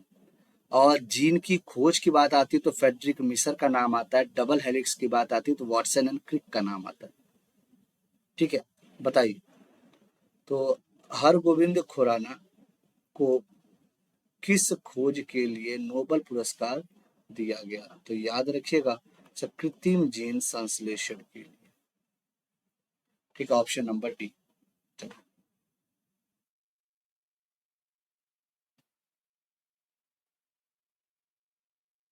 निम्नलिखित में से किस रंग के प्रकाश का पौधों द्वारा तीव्र अवशोषण होता है? बताइए, किस रंग के प्रकाश का पौधों द्वारा तीव्र अवशोषण होता है? अरे अंकित भाई, तुम दिख नहीं रहे हो मुझे, दूर दूर तक नहीं दिख रहा हूं। बताओ भाई।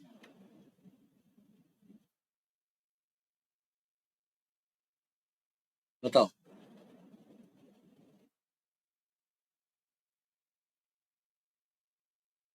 बताओ भाई। ओके, सी। चलिए, वेरी गुड। नीला और लाल, और सबसे कम अगर पूछ दे तो हरा लगा देना।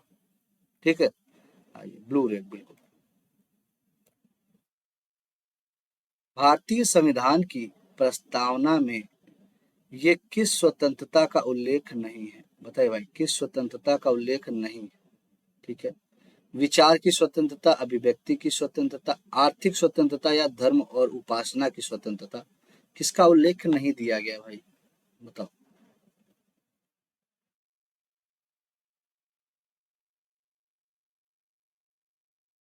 बिल्कुल सर, ऑप्शन नंबर सी, आर्थिक स्वतंत्रता की कहीं भी बातें नहीं की गई।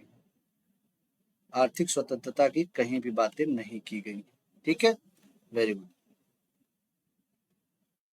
भारतीय संघीय व्यवस्था को किसने सहकारी संघवाद, जिसे कहते हैं कोऑपरेटिव फेडरलिज्म, ठीक है, दो शब्द आते हैं, एक आता है अर्ध संघवाद, अर्ध संघवाद जिसे कहते हैं क्वासी फेडरल।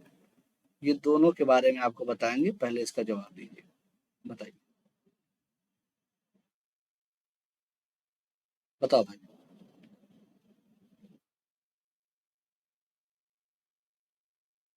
बताओ।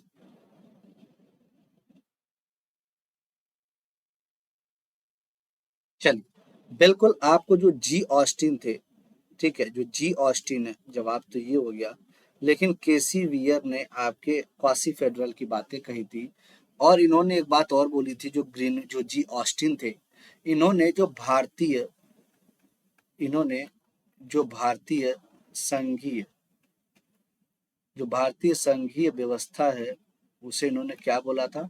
भारतीय संघीय व्यवस्था को इन्होंने सहकारी संघवाद की संज्ञा दी थी। ठीक है, जी ऑस्टिन ने। और अगर वियर की बात करें तो क्वासी फेडरलिज्म बोला था, अर्ध संघवाद बोला था इन्होंने। ठीक है, निम्न में से कौन सा मूल अधिकार राष्ट्रीय आपातकाल में भी समाप्त या सीमित नहीं किया जा सकता? बताओ भाई,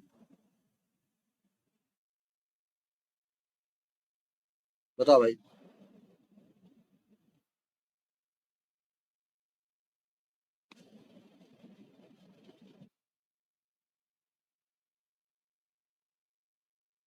दो ऐसे हैं जो सीमित नहीं किया जा सकता है, वो कौन कौन से हैं?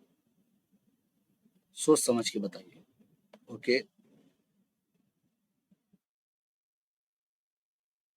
बताओ। बिल्कुल, बहुत अच्छे।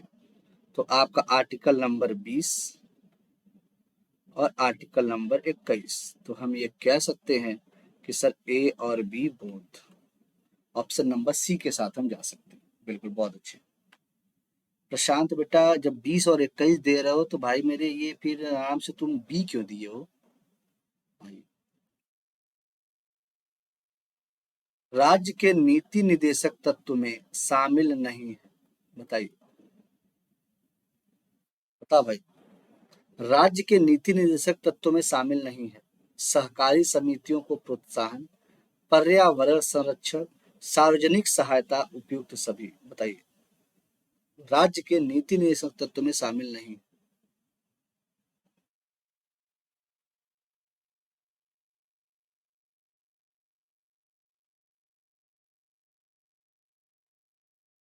बताओ, शामिल नहीं है पूछा गया, नीति निर्देशक तत्व की बात आपकी पूछी जा रही है। चलो, नीति निर्देशक तत्व मतलब सर यही डीपीएसपी की बात हो रही है। डीपीएसपी आर्टिकल नंबर 36 से 51।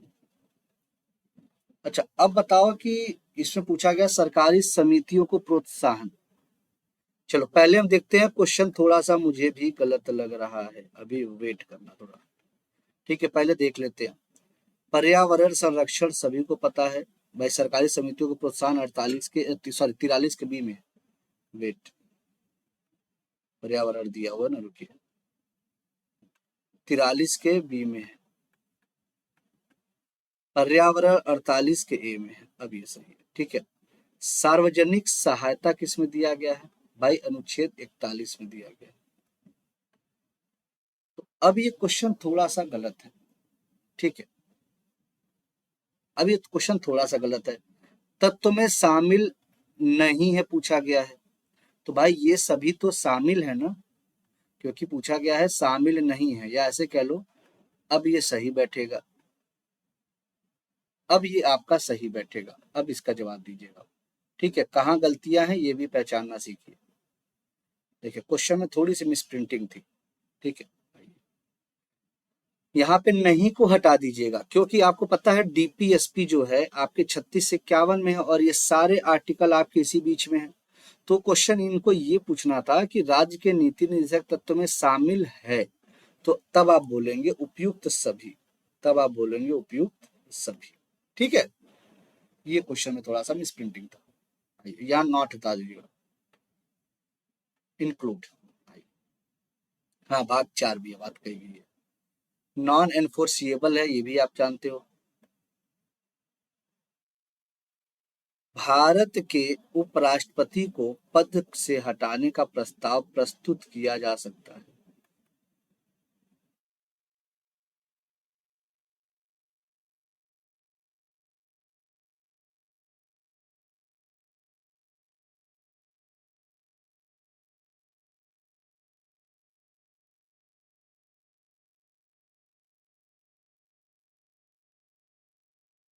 बताइए, सभी का जवाब यहाँ पे आ रहा है, ठीक है। राज्यसभा के देखते हैं भाई हमारे कौन कोई है जो जवाब बदलना चाहेगा, मुझे उम्मीद है पूरी आपसे। ठीक है, बताइए। याद रखिएगा सर, ये केवल राज्यसभा है। जैसे आपको अगर सिविल सर्विसेज के लिए भी राज्यसभा का ही, लेकिन मनी बिल की बात अगर आती है तो लोकसभा भैया उसे सुपीरियरिटी दे दिया जाता है। ठीक है, ऐसे ऐसे क्वेश्चंस याद रखिएगा। जितना प्रैक्टिस करोगे भाई उतना बेहतर होगा। ठीक है। सूची एक एवं सूची दो को सुमेलित कीजिए। ठीक है, match list one and list two. बताना है एस्बेस्टॉस, लेड, मरकरी, मोनोऑक्स का मतलब कार्बन मोनोऑक्साइड।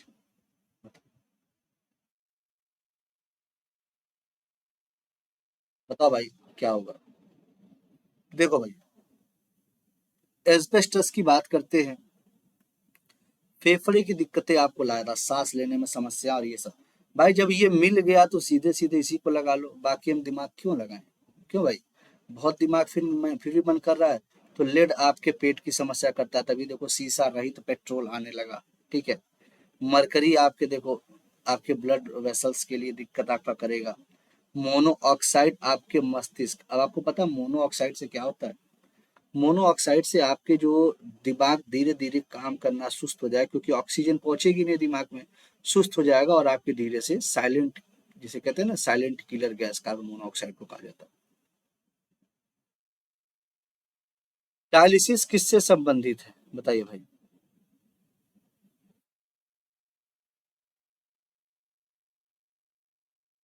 बताओ भाई डायलिसिस किससे संबंधित है।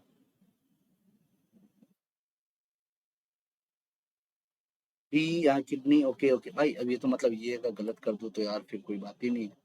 चलो सर, डायलिसिस आपके किडनी से संबंधित है। जब आपका किडनी बेटा जब फिल्टर नहीं कर पाता ना, क्योंकि आपको पता है वृक्क का काम होता है अल्ट्रा फिल्ट्रेशन।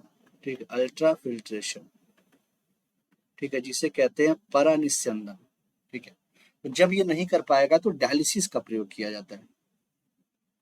चिराग, लेड आपके बेसिकली आपके पेट की समस्या, आपको एब्डोमिनल इशू देता है। ठीक है, ये याद रखिएगा, ये याद रखिएगा, बहुत इंपॉर्टेंट है। लेड पेट को देता है, ये हमेशा याद रखना बेटा। चलिए। हाँ, सीईओ ब्रेन था। ब्रेन क्यों था, ये भी मैंने आपको बताया कि आपके क्या होता है ना, जब हमारे ब्रेन को ऑक्सीजन नहीं मिलेगा तो हमारा जो, भाई जब ब्रेन को ऑक्सीजन नहीं मिला तो सारे सेंसेशन और सारी चीजें धीरे धीरे धीरे धीरे खत्म होती चली जाएंगी, क्योंकि ब्रेन ही सारा कंट्रोल कर रहा है। ठीक है, ये याद रखिएगा। आइए, पहली बार किस वर्ष पृथ्वी सम्मेलन का आयोजन किया गया था। पृथ्वी सम्मेलन की आयोजन किया गया था, ये आपसे पूछा गया। बताओ भैया। ब्राजील का एक शहर। ठीक है, 1992 में आपको याद होगा अर्थ समिट, या इसे एक नाम से बोला जाता है रियो समिट। ठीक है, 1992 में अर्थ समिट या रियो समिट होता है। विश्व के 172 देश इस सम्मेलन को किया जाता है। ठीक है, 172 देशों की ये बात आती है।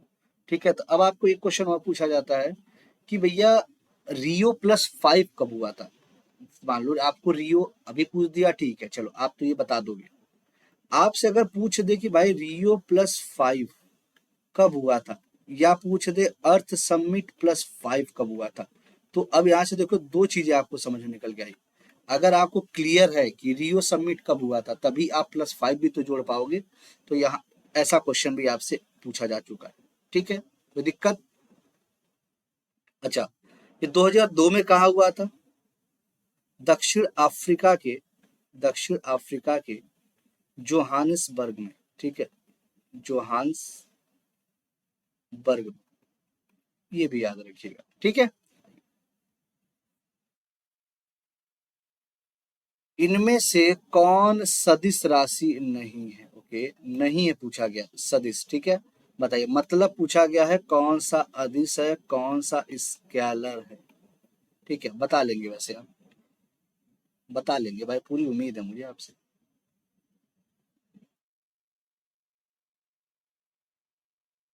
के 97, ओके, 92, 172 कंट्रीज, वेरी गुड। 90 बिल्कुल क्योटो प्रोटोकॉल 1997, ठीक है, वेरी गुड। अब देखिए इसको थोड़ा क्वेश्चन समझिएगा भाई। देखो कैसे ये पता करोगे, देखो sir P is equal to F by A, लेकिन ये लिखना क्या है, ये गलत है, ये तरीका ही गलत है। इसलिए इसको कैसे लिखते हैं, P ए वेक्टर F वेक्टर। अब इसमें आप खुद देख पा रहे हैं कि जो दाब होता है वो क्या होता है, वो दाब आपका कैसी क्वांटिटी है भाई, प्रेशर आपकी कैसी क्वांटिटी है सर, अदिश राशि है। ठीक है, यहाँ आप देख रहे हैं भाई वेक्टर इसके ऊपर कहीं नहीं लगा हुआ, ठीक है। अच्छा, मोमबत्ती, सितार, माइक्रोफोन और विद्युत सेल, बताना सुमेलित नहीं है, बताओ।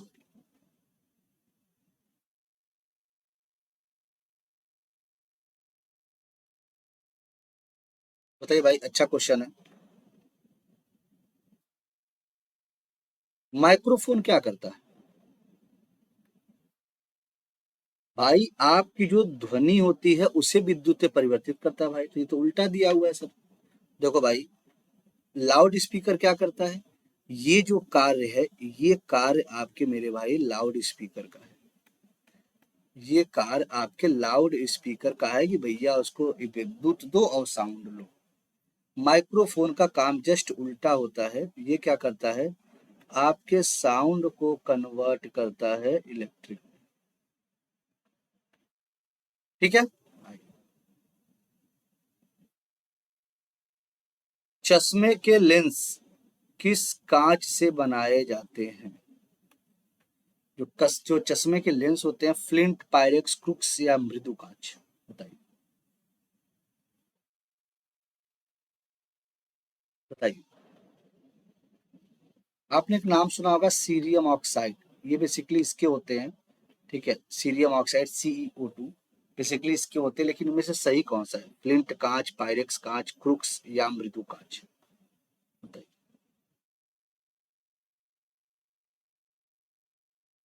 बताए भाई, क्वेश्चन मजा आ रहा है। आपको 10 दिन के अंदर मुझे 1800 के आसपास क्वेश्चंस आपके तैयार कराने हैं, ठीक है, 10 दिन में ये टारगेट ले लो, फिर अगले महीने से तैयार एक क्लास करनी है, ठीक है। इस महीने इसीलिए आपकी मैंने 4 क्लासेस रख दी हैं कि आपको थोड़ा सा बूस्टर डोज दे दे, जो सारी चीजें पढ़े थे अब तक वो सारी चीजें आपकी एक बार रिवाइज हो जाए फटाफट। ठीक है, आइए, बिल्कुल सर, ये क्रुक्स कांच, एक मूवी भी आई थी क्रुक्स, ठीक है, गाना बड़ा अच्छा था उसमें। ठीक है, क्या बताऊं मैं, क्या सुनाऊं, ऐसे कुछ गाना था कोई। नेत्रदान में कौन सा भाग दान किया जाता है, किसी को जब आंखें आप दान करते हैं, ठीक है, तो किसका आप प्रयोग करते हैं।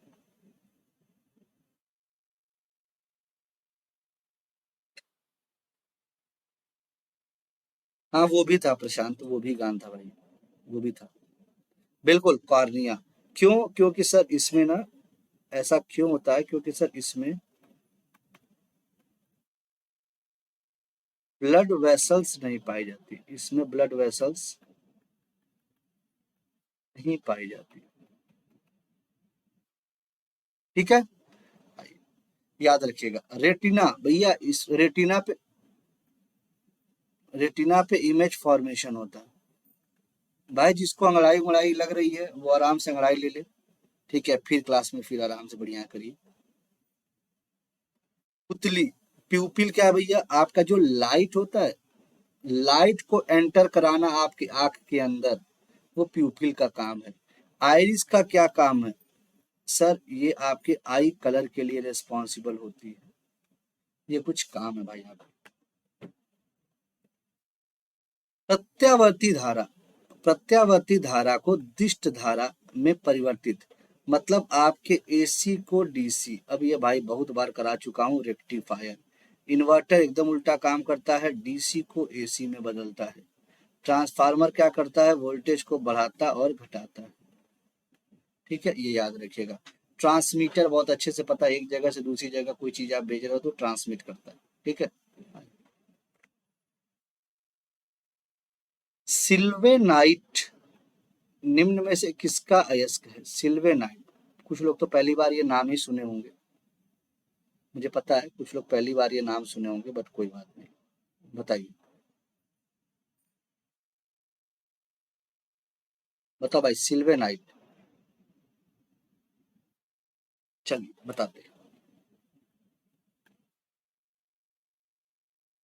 कैल्वेनाइट एवं सिल्वेनाइट। ठीक है, कैल्वेनाइट एवं सिल्वेनाइट ये दोनों आपके सोना जो होता है उसका अयस्क है। और आपने एक नाम बड़ा सुना होगा, आयरन पायराइट। एक आपने नाम सुना होगा, आयरन पायराइट। इसे बोला जाता है फूल्स गोल्ड। इसे बोला जाता है फूल्स गोल्ड। ठीक है, मूर्खों का सोना बोला जाता है भाई। ठीक है। आइए।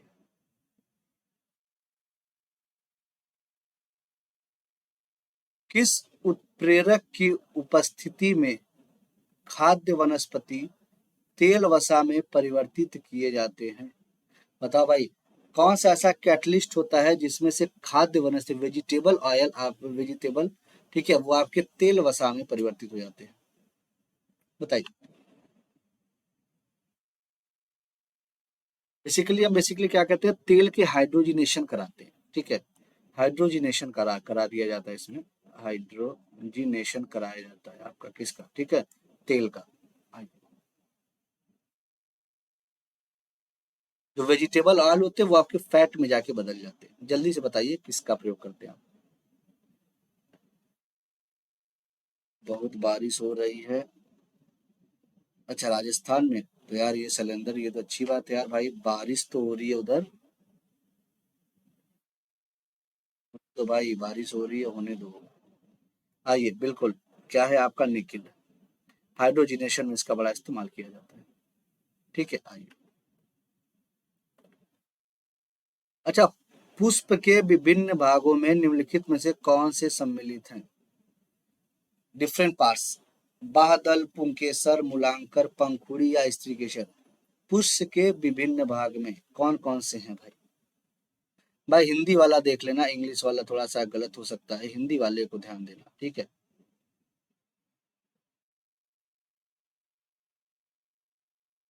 बताइए।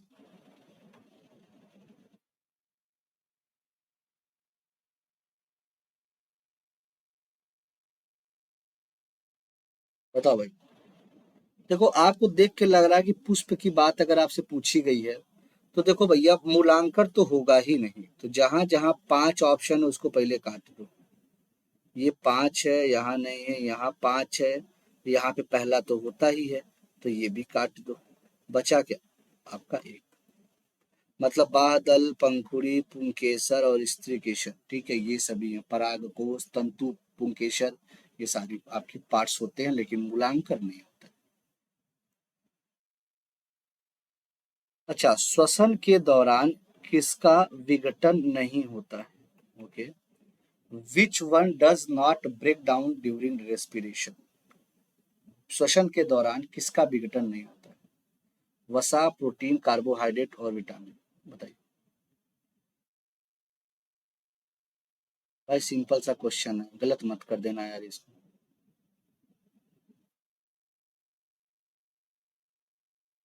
के, ओके, सी सी ए आ रहा है, किसी का ए, किसी का सी। थोड़ा सा ठीक है, देखते हैं। भाई देखो, मैंने बताया था फैट कितना देता है एनर्जी, 9.3 किलो कैलोरी। कार्बोहाइड्रेट कितना देता है सर, कितना देता है, 4.1 किलो कैलोरी। प्रोटीन कितना देता है, 4.3 किलो कैलोरी। विटामिन क्या करता है, ये मेटाबॉलिज्म में सहायक होता है, ये मेटाबॉलिज्म में सहायक होता है। तो बचा क्या, ऑप्शन नंबर सी। जिन्होंने सी दिया है बहुत बेहतर जवाब दिया है। ठीक है, बहुत अच्छे, वेरी गुड। केंद्रिका में पाया जाता है, बताइए केंद्रिका में क्या पाया जाता है, जो न्यूक्लियस होता है उसमें क्या पाया जाता है? चलिए बताइएगा। अच्छा क्वेश्चन है भाई, छोटे छोटे क्वेश्चंस तो हैं लेकिन अच्छे क्वेश्चंस हैं। कहते हैं ना, छोटी छोटी मगर मोटी बातें।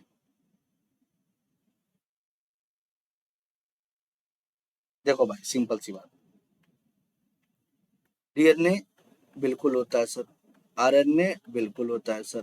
प्रोटीन बिल्कुल होता है सर। कार्बोहाइड्रेट कभी पढ़ा था? नहीं पढ़ा होगा। तो प्रोटीन, आरएनए और डीएनए। ठीक है, मतलब 1, 3 और 4।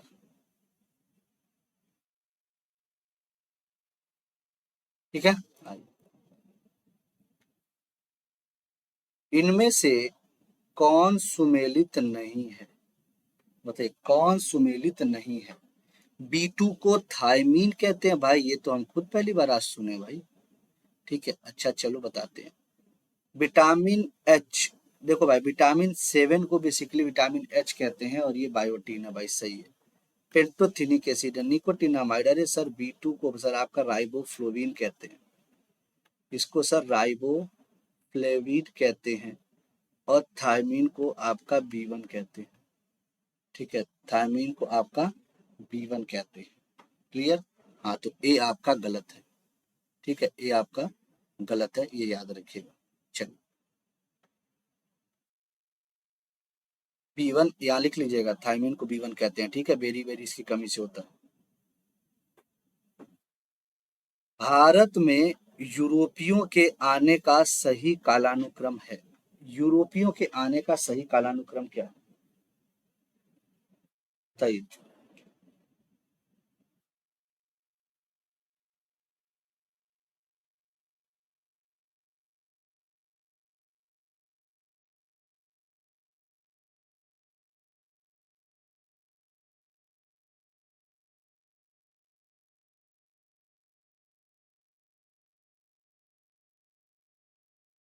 मोबाइल आप सभी रखे हैं अपने पास? भाई मोबाइल में देख रहे होगे ना आप लोग?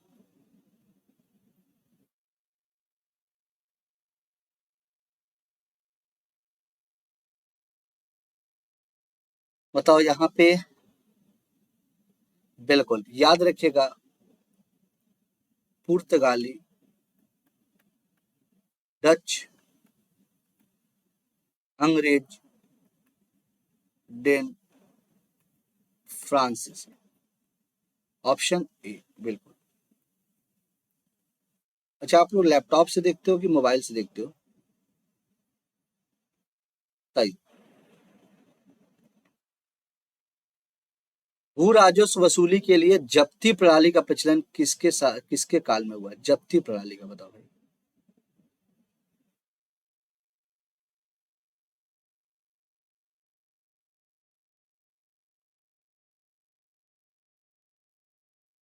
बताइए किसके समय में हुई भाई? अरे सर अकबर के समय में हुई थी। जब्ती प्रणाली का प्रचलन किसके काल में होता है? सर अकबर के समय में होता है, याद रखिएगा। ठीक है। हड़प्पा सभ्यता के संबंध में निम्न में से कौन सुमेलित नहीं है? हड़प्पा सभ्यता के संबंध में लोथल गुजरात, राखीगढ़ी हरियाणा, रोपड़ राजस्थान, दायमाबाद महाराष्ट्र। बताइए।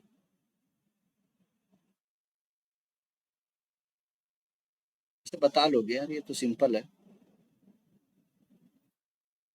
शैलेंद्र तो सबसे पहले बताएगा।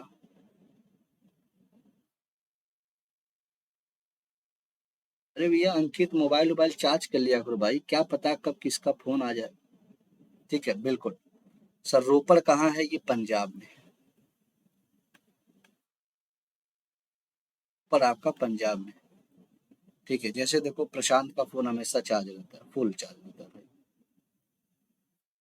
निम्न कथनों पर विचार कीजिए। जैसे प्रशांत कभी अगर स्क्रीनशॉट कोई भेजेगा ना, तो देखिएगा मोबाइल की बैटरी उसके फुल दिखाएगी हमेशा। ठीक है। पूर्व वैदिक काल में मूर्ति पूजा की प्रधानता थी। उत्तर वैदिक काल में धर्म में प्रकृति का महत्व बढ़ गया था। बताइए।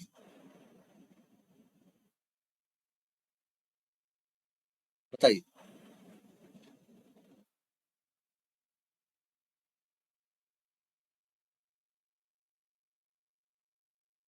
बताओ। अगर हम वैदिक काल में बोले तो भैया मूर्ति पूजा की प्रधानता का प्रचलन नहीं था भाई, यहाँ कहाँ प्रचलन था? नहीं था। पहला गलत हो गया। चलो, उत्तर वैदिक काल में धर्म में प्रकृति का महत्व था। भैया धर्म की जगह जानते हो? कर्म कांड। धर्म की जगह कर्म कांड। ऑप्शन नंबर ये भी आपका गलत हो गया। Both A and B are wrong. ठीक है। सहारा के रेगिस्तान भाग से उत्तर की ओर और भूमध्य सागर होकर इटली और स्पेन में प्रवेश करने वाली जो गर्म शुष्क तथा रेत से भरी पवन होती है उन्हें क्या कहते हैं? ब्लैक रोलर, सीमूम, आपके सामल या सिराको। बताओ।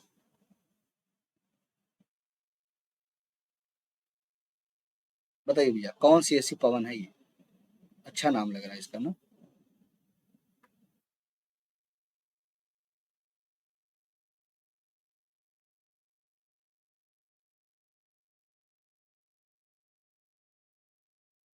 यार सही है यार, बढ़िया है भाई। अच्छा अच्छा, लैपटॉप पे वीडियो कॉल हो जाती होगी ना? लैपटॉप पे वीडियो कॉल हो जाती होगी। बिल्कुल। नहीं पता? अरे भाई मेरे सिराको है, इसका मतलब आप लोग को पवन का टॉपिक पढ़ाना जरूरी है ना, किधर से कौन सी पवनें आ रही हैं। चलिए ये ज्योग्राफी में है, आपको कंप्लीट करा दूंगा मैं। ठीक है, अगस्त से थोड़ा मैं कोशिश करूंगा आपको थ्योरी पे ज्यादा बल दूं। ठीक है। किसी स्थान के मानक समय के निर्धारण में किसका प्रयोग किया जाता है? बताइए। किसी स्थान के मानक समय के निर्धारण में किसका प्रयोग किया जाता है? लॉन्गिट्यूड देशांतर रेखा, अक्षांशीय रेखा, दोनों, या अंतर्राष्ट्रीय तिथि रेखा?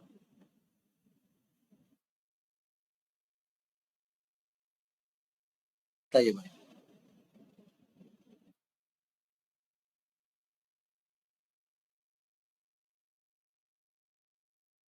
चलिए तो बिल्कुल आपको पता है देशांतर रेखा को।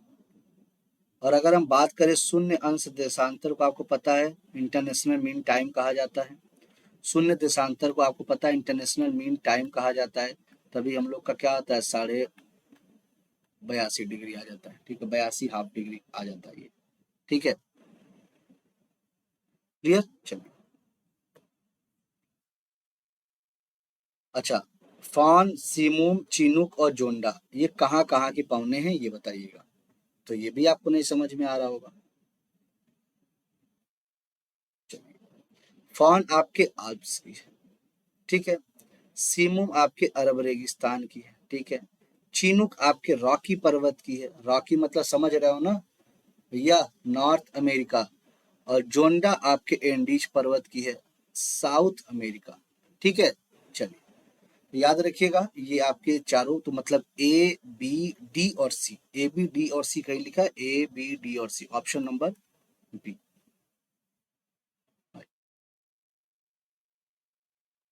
निम्न में से कौन उष्णकटिबंधीय घास स्थल नहीं है? उष्णकटिबंधीय घास स्थल नहीं है। ठीक है। सवाना, वेल्ड, कंपोज और लानोस। बताइए घास स्थल नहीं है। चलिए देखते हैं। सर जो आपका ये वेल्ड होता है ये कहाँ पे है भाई मेरे? दक्षिण अफ्रीका। ये कैसा है? दक्षिण अफ्रीका। अगर इसकी बात बोले तो शीतोष्ण, शीतोष्ण कटिबंधीय है भाई। ठीक है, ये शीतोष्ण कटिबंधीय होते हैं। क्लियर। और बाकी सभी आपके उष्ण कटिबंधीय हैं। दंडकारण्य पठार का विस्तार किस राज्य में नहीं है? पूछा गया है, नहीं है।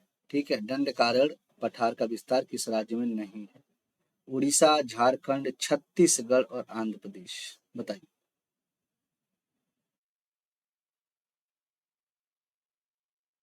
बताओ सर, झारखंड में है। ठीक है, झारखंड में इसका विस्तार बेटा नहीं है। ठीक है। चलिए, आपको पता है इसका जो मध्य पूर्व भाग होता है वो कहाँ कहाँ? उड़ीसा में लिख देता हूँ, उड़ीसा में है, छत्तीसगढ़ और आपके आंध्र प्रदेश में देखने को मिलता है। प्रायद्वीपीय नदियों में किसका जल ग्रहण क्षेत्र सबसे ज्यादा है? जल ग्रहण क्षेत्र पूछा गया है। और आपसे ये भी जान लेना कि भैया ये सबसे बड़ी नदी भी मानी जाती है आपके प्रायद्वीपीय भारत की। बताइए। जियो बहुत कमजोर है, कोई बात नहीं। आपके जियो का फोन का नेटवर्क नहीं ना बात कर रहे हो, ज्योग्राफी की बात कर रहे हो ना।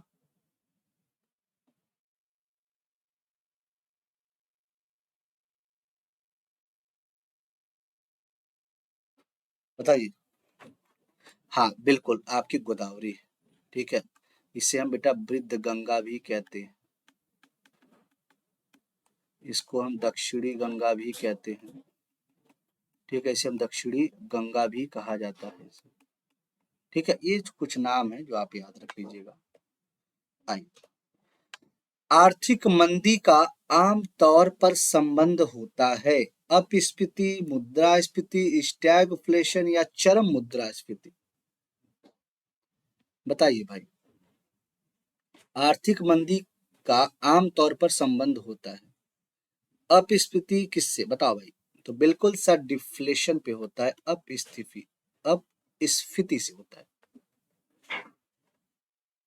बताइए। थोक मूल्य सूचकांक, होलसेल प्राइस इंडेक्स, निम्नलिखित में से कौन जारी करता है? वाणिज्य और उद्योग मंत्रालय, श्रम ब्यूरो, आर्थिक मामलों का विभाग या भारतीय रिजर्व बैंक। बताइए भाई। बताइए, होलसेल प्राइस इंडेक्स। आपको पता है ये WPI जो होता है, इसका जो गणना वर्ष कौन सा है? ये भी पूछा गया क्वेश्चन आपका। इसका गणना वर्ष कौन सा है? आधार क्या है? ठीक है, 2011 और 12। ठीक है, याद रखिएगा, वाणिज्य और उद्योग मंत्रालय। निम्नलिखित में से कौन सा कर्व कर दर और कर राजस्व, ठीक है ऐसे कर लो, ऐसे कर लीजिए ये। ठीक है, ये ध्यान दीजिएगा थोड़ा सा।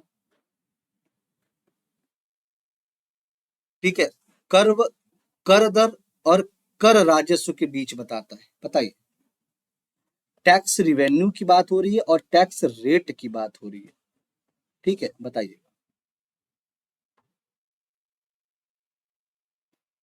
बताइएगा भाई, सभी लोग बताइएगा, सोच समझ के बताइएगा। ओके ओके, ठीक है। ए इकोनॉमिक। अब ये बेकार तो मतलब अब कहोगे तो भाई सभी बेकार हैं। ठीक है, अरे पढ़ो भाई, जो है लॉफर कर लो।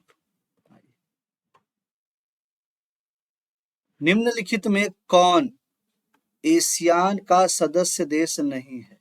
बताइए, एशियान का सदस्य देश नहीं है, बताइएगा। इंडोनेशिया, मलेशिया, भारत और सिंगापुर। इंडोनेशिया, मलेशिया, भारत और सिंगापुर एशियान का सदस्य देश नहीं है। बताओ भाई। ठीक है, बिल्कुल याद रखिएगा, इसमें भारत शामिल नहीं है। अच्छा, कितने देश हैं, कोई बता सकता है भाई? इसके 10 सदस्य देश हैं भाई, इसके 10 सदस्य देश हैं।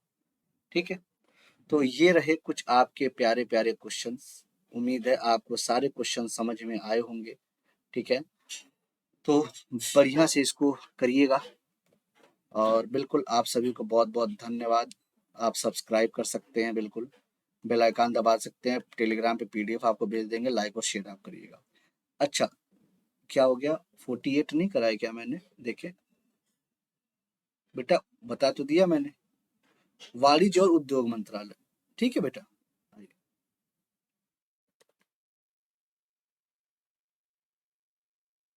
चलिए, कोई दिक्कत तो भाई पूछ लीजिए। ठीक है।